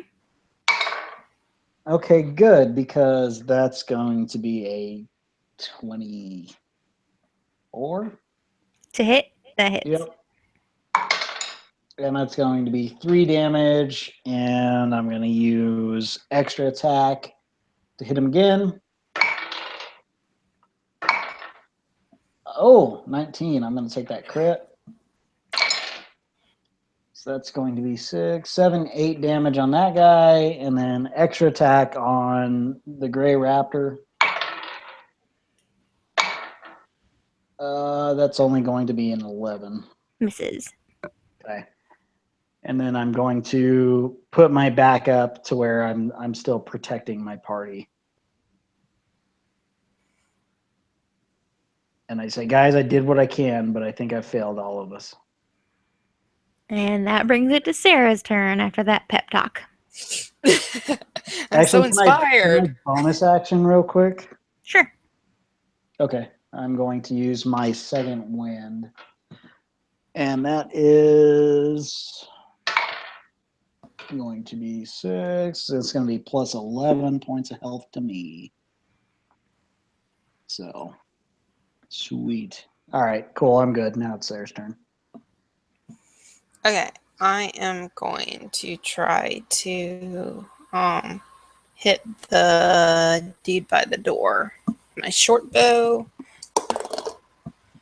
Oh God, these dice hate me tonight. 17. That hits. Okay, so that is 6 damage, and then my sneak attack is 15. Alrighty. So what's that, 21? If I'm adding right.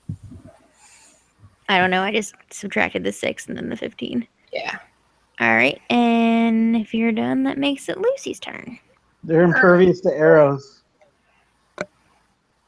It says that at second level, you gain an uncanny sense of when things nearby aren't as they should be, giving you an edge when you dodge away from danger.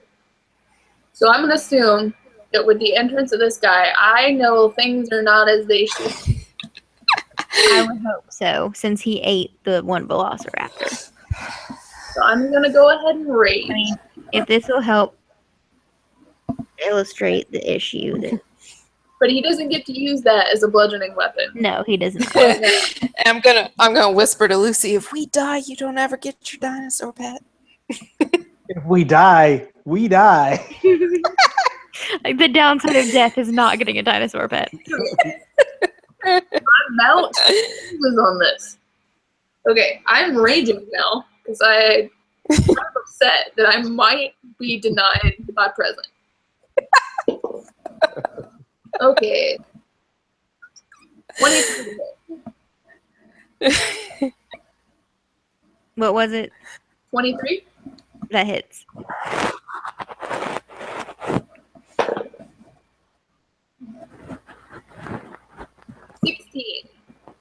Are you going after the Velociraptor seal still? No, I'm gonna go for the big guy. They have the same AC, so just Yeah. making sure I was subtracting the right shit.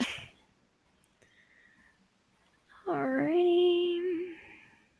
And then second attack. Come on, come on, come on.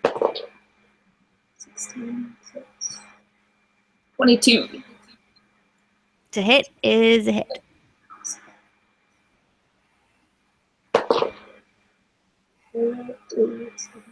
9 damage.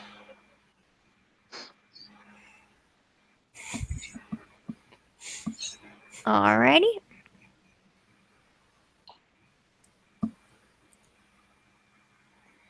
And that's the end of your turn. We're back to the dinosaurs. So, just for the sake of flavor, because I think it would be really funny, he is going to whip his head around and throw this dead one at that one. That is a 17. He could use them as a weapon against each other. And we'll just roll a straight d6. Alright, cool. He killed that Velociraptor. Nice. Oh, snap. And then he just walks in the middle of the room like, "What's up, guys? You're welcome." What? And that is the end of the dinosaurs' turns. Resign myself to my fate. Save yourselves, guys. I'll keep them busy. Get him, Frodo. Alrighty. So that's the end of the dinosaurs' turns, which brings it back to Brian. All right. Well, trusty foil. Still have advantage, right? Do what? Do I still have advantage? Yeah, because we're close to Lucy. Okay. Well, the first attack completely failed. So I'm going to use my extra attack. Oh, that's a crit fail on that first one. And the second one is actually a 23. That one hits. Yep. So I'm going to hit him in the toe for 5 damage. And then I want to use Action Surge for one more hit. Both of those fail. So I'm just going to hold my shield up and protect my friends, maybe? My strangers that I have tagged along with. Your companions. Yes. Your fun lifting friend. I hope his foot hurts. Very badly. His toenail feels like it might be ingrown later if he doesn't take care of that shit. My turn? Or? That brings it to Sarah, yeah. Okay. Well, since my short bow didn't really do much against the Velociraptor, He's invincible against arrows. I'm just going, yeah, and Brian's yelling at me about that. So I'm just going to try to hit him with my short sword. Oh.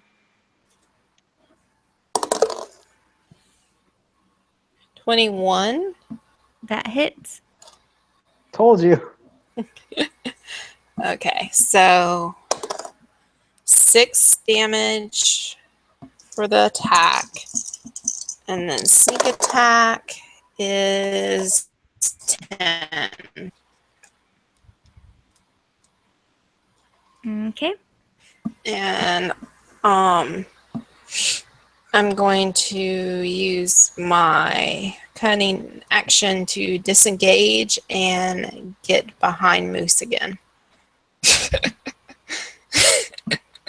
Alrighty. And that's me.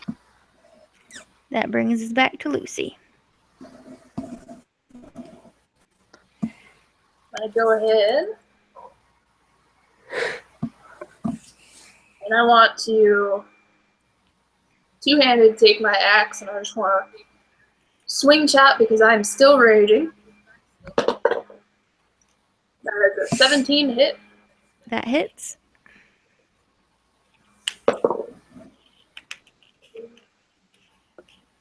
For another 9 damage. Alrighty. Brian's down. So I'm dead. I'm dead, guys. I'm dead. You're Oh, just yourself. you're just take- laying. It just looks like you're laying down because you have to lean back so far to see the dinosaur above you. Murphy, run. You'll Take never the, make it, but get out of here. take the egg with you. Save the egg. Avenge me. Everyone's second falling. attack, another 17. That hits again.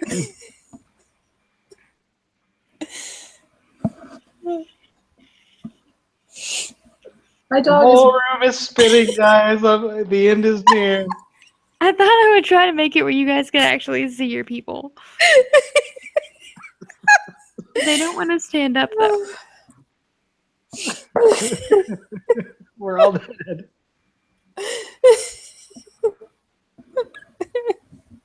What was your damage, Lucy? 13. Oh, God. Alrighty. And is that the end of your turn, Lucy? Yep. Alrighty.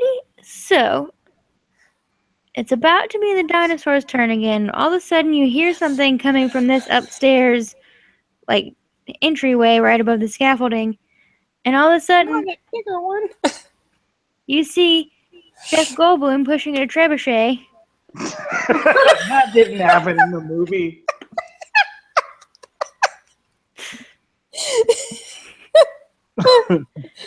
Everybody duck. He has a basket that's full of giant dinosaur eggs in it, and he just starts flinging dinosaur eggs at the T-Rex, who seems generally unharmed but very confused by the situation. Okay. Don't you have anything harder? So when he starts getting pelted with dinosaur eggs, he turns around to try to yet growl at Jeff Goldblum because he's very concerned, and I need the three of you to make dexterity checks. Oh, jeez. Jeff Goldblum. Critical fail. Oh, wow. Natty 20. Actually, I've got luck. I can roll again. Unnatural 20. 14. Okay, you're all fine. If your critical fail would have stuck, his tail would have hit you in the face, and you would be on the Thank ground. God I picked halfway. But you're good. So, that brings it back to Brian's turn. All right, the T-Rex doesn't attack at all? Nope. He's angry at egg throwing Jeff Goldblum. All right, so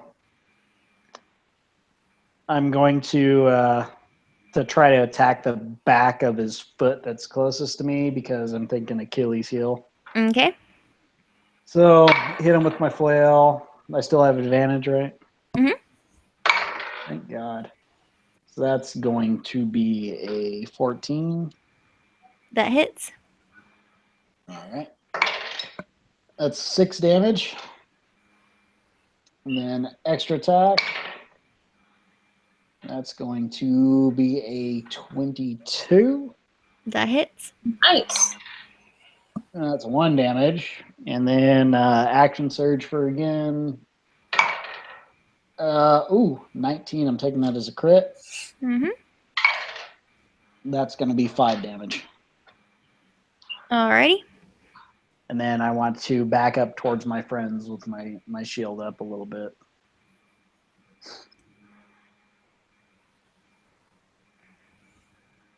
And hopefully I beat the shit out of his Achilles heel. It's really sore. He's going to be limping a little bit. Yeah, I'm doing bludgeoning damage. This isn't the best Give thing. him a manicure. It's just like when someone karate chops your Achilles heel. It just kind of makes your leg twitch.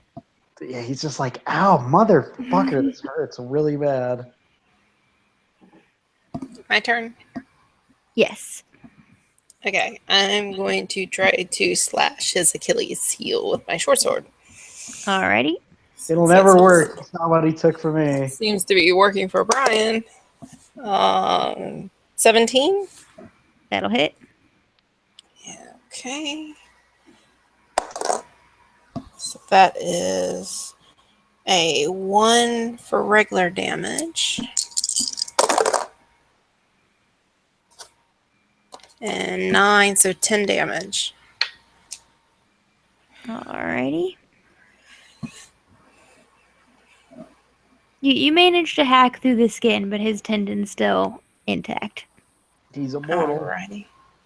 So is he, like, do I have to disengage to get away from him, or? His back is to you, so he won't get an attack of opportunity or anything if you just want to Okay. back up. I'm going to back up back behind Moose, and I'm going to use my cunning action to hide behind her. Okay. And that's back to Lucy. How long has it been, or how long is each round, I should say? I think each round is like a couple seconds. Yeah, like 6 seconds per person. Yeah. So,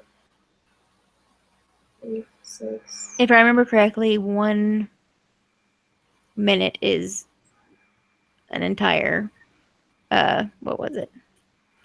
1 minute is 10 rounds of battle, is what it Okay. is. Then I'm good. I'm still raging.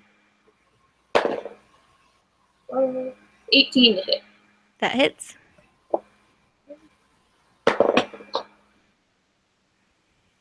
Alright. So that is 9 damage, and I want to try it. I'm just whacking at his tail. I'm going to try and chop his tail off. Okay. That's how you get the Moonlight Blade in Dark Souls. Think Second attack. 20, not natural. That hits. That's only 7 damage, though. Alrighty. And is that the end of your turn? Yep. Alright, that brings it back to Jeff Goldblum, who just realized that he is out of eggs. He's gonna Should try have to put them push, all in one basket. he's gonna try to push the trebuchet onto the dinosaur. Hold real still, Jeff Goldblum. Jeff, chaos theory is bullshit. It's all about string theory now. I'm sorry. Hey, he's gonna push 2 trebuchets off and see if they roll different directions.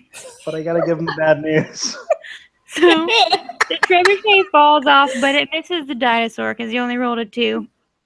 And What when did he's you on the say? edge, the dinosaur is like, "Oh, good, you're finally in reach," and reaches down and eats Jeff Goldblum. Oh no! Not Good Jeff Goldblum. Now who's gonna save us from aliens? Because it's the T-Rex's turn. So he turns around to look at you guys.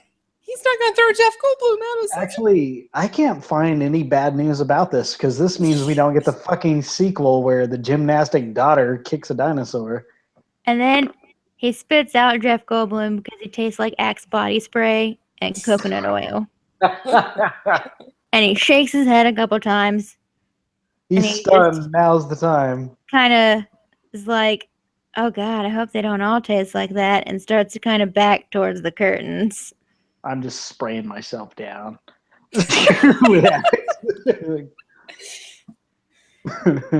I've got resistance to poison anyway. Like I can do that. So he's not going to have enough movement to completely leave. You guys are going to pass out because Jeff Goldblum's dead body is just hanging in the floor now. And it's back to Brian's turn.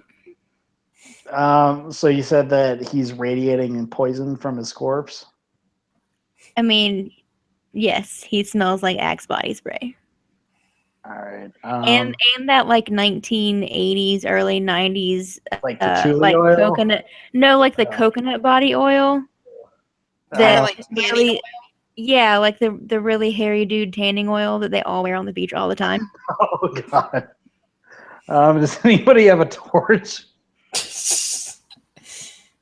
I think I've got one. I've got a Dungeoneer's pack, so I'm gonna light my torch and I'm gonna try to set him on fire. I'm not gonna try to I'm heal not him or even. anything. I'm not even gonna make you roll for that. Jeff Goldblum's on fire now. Okay, he's on fire. I say, well, He's always on fire. yeah, you know, this is gonna be our Independence Day, guys. I'm gonna And like I'm gonna like stealthily like wipe the drool from my mouth and start rubbing my bracelet really hard. And I'm gonna look at her wiping the drool from her mouth and go, "Are you hungry? How dare you? You're a cannibal." Not anymore. I want to start going up the stairs. I'm not even gonna loot Jeff. It smells terrible.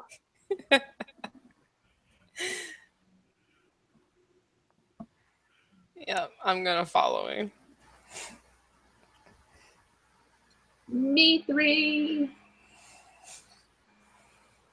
All right. By the time you get to the top of the stairs, Mr. Allosaurus has gone all the way through the curtains and out the door. Well, I'm glad we didn't kill him because the sequels show that it didn't die.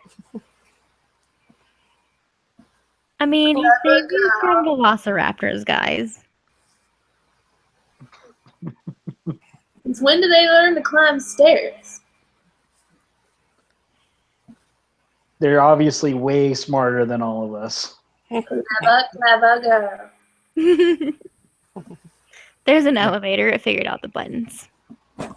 They ate all the Jello. There is no Jello, but there might be a couple of Longneckosaurus eggs left to loot. Ooh. Oh, I'm all up on that. If you check the other rooms, Hammond has also been eaten by velociraptors, as well as a couple other employees that you don't remember seeing before. So like their bodies are just laying around. Yep. Oh, I am rubbing that bracelet hard. And I'm like quoting the Serenity Prayer to myself, and thieves can't. Can I loot Hammond? Yes. All right. Do I need to roll anything for that? Roll a D100 for me. All right. Where are my D100s?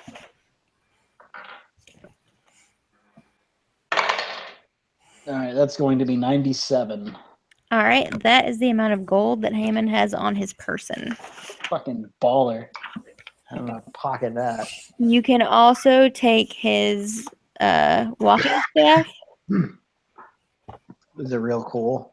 It has a dinosaur claw trapped in amber as a handle.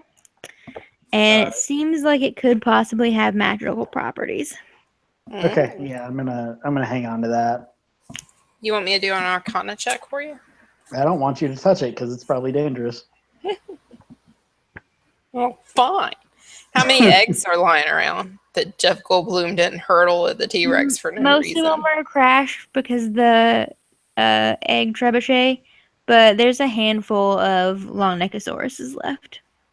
And I start big just are those spitting out eggs? random They're like charges double from my ostrich staff size. and bursting up the eggs with whatever comes out. Wait, No, no, just kidding. no, I'm She's ready. gonna rage at you. I can't control it. I'm Gabby. sorry. No, I'm kidding. I'm not gonna do that. I'm just gonna tuck the staff behind my back on my sheath, I guess. Are there any like those cool little incubator carrying cases that they had in the movie, or With like the dude from Seinfeld had carrying around? no, because they didn't use DNA. They raised them from the dead. They were necromancers. So there Right, was no you're Dennis right. Nedry in this world, huh? Nope. That's a shame. I always liked him. All right. If we could bring these back and do the plant eaters, we could make a fortune feeding people. I'm These gonna hit things her would with make my it- flail. I mean, this one was fun enough with no planning that I might write the terrible sequels sans Jeff Goldblum and his gymnastics daughter, because that was terrible. Oh, I could be his gymnastics daughter. God. So is there no way for us to get home? There's no like airship for Yeah. That's what I was going to ask. If it's the next day, it should be scheduled to come, right? Yeah, the airship's scheduled to come regardless. Okay, so we need to get up to the roof or wherever to the. Well, do we need to get back to the rock or? Yes, to get back to the rock. All right. How do we get back to the rock from here? If you look, you can find horses, and you remember how to get back to the path. Goodbye, horses. All right. Do we trust horses? I don't. They're terrible animals that could kick you off at any opportunity. I'm a little nervous, but I climb on a horse. yeah. I'll follow along. All right, you ride down the path, and you pass a couple dinosaurs, but they pretty much leave you alone. And when you get back, the airship is waiting for you. And when you get on the ship, the captain is wondering what took you so long. Before we get on the ship, can we light the bitch on fire? The The island? whole island. Well, it's just like start a forest fire. Who's gonna put it out? It's a rainforest, so good luck. Yeah, it's a little Oh, wet. yeah. Um, Well, never mind. Party poopers. We survive. Can we kill? All right, and just for the sake of knowing what it is, if Brian wanted to ask someone on the ship who might know about magic what his walking I cane throw it in did. the ocean as we fly over it. You threw the walking cane in the ocean? Fuck yeah, I don't want any Oh. information getting out of here. Can we catch it? No, I'm gonna hit you with my flail if you try. You just threw a staff of raised dead into the ocean. Thank God, I'm awful good. That's terrible. Slides beneath the waves. And I've got I my hope- shield up and my flail out in case these two try to react to that. The staff of raised dead sinks to the bottom of the ocean and lands on the skeleton of a long dead leviathan. Ha! And a Loch Ness monster surfaces, looking at the airship, wondering what the fuck's going on. How long have I been asleep? Well, they're a host anyway. Can so. I like slap Brian on the back of his head?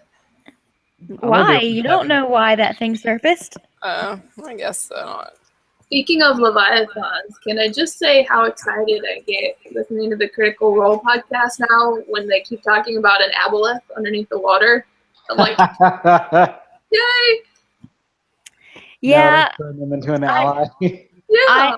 I felt that in reverse because I watched Critical Role before we played. So as soon as Brian was giving the description, I was like, "Oh shit, that's an aboleth. We're gonna die." Oh, it's really cool. He was your friend. He's the You best. couldn't save him. Poor Kush. I'm going to spend the rest of my life disputing the fact that the Loch Ness monster is real. And I'm going to change my name to Lauren Coleman.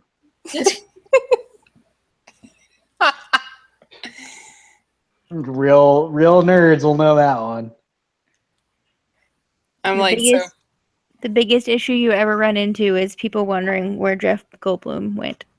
Oh, I don't even discuss that. I just keep bringing up the Loch Ness monster Jeffrey. because I know it's out there just waiting. did you give him 350? That's where my brain went. I was like, About 3-footer. I'm just waiting to play a game where like Brian's the only person that's able to play that week, so he just plays all of his characters and it's just all of them. Jesus Christ. Do you know how terrible that would be?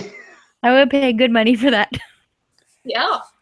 God, if that doesn't give me like complete fucking multiple personality disorder, I don't know what would. It's healthy.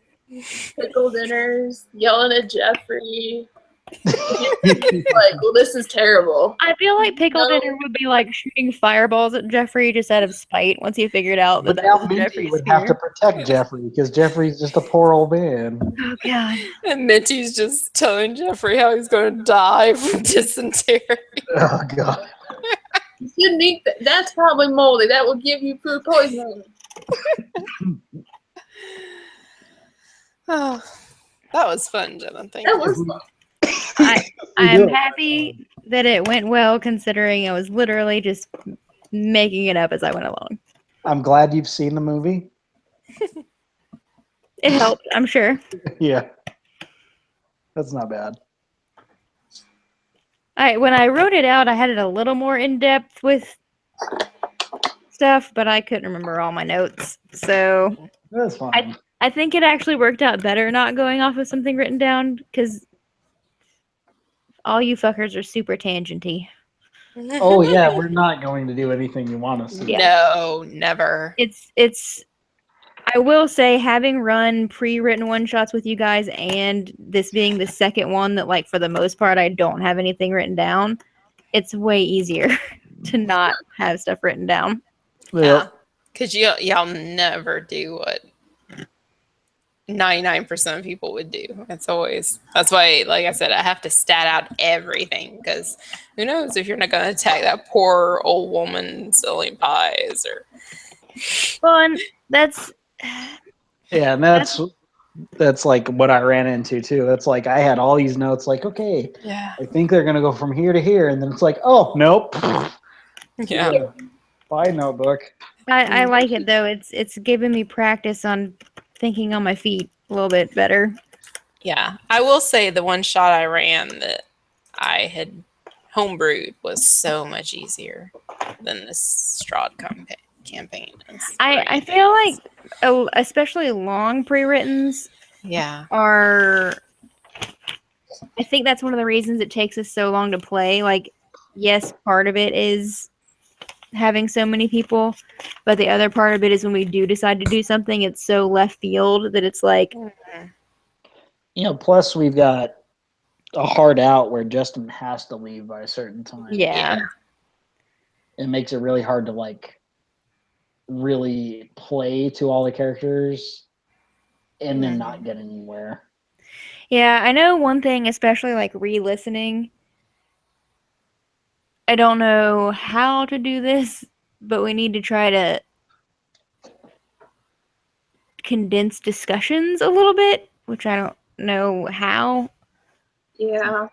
But I know a lot of times, like, there'll be 3 or 4 ideas getting debated, but then we'll just go in circles for a while.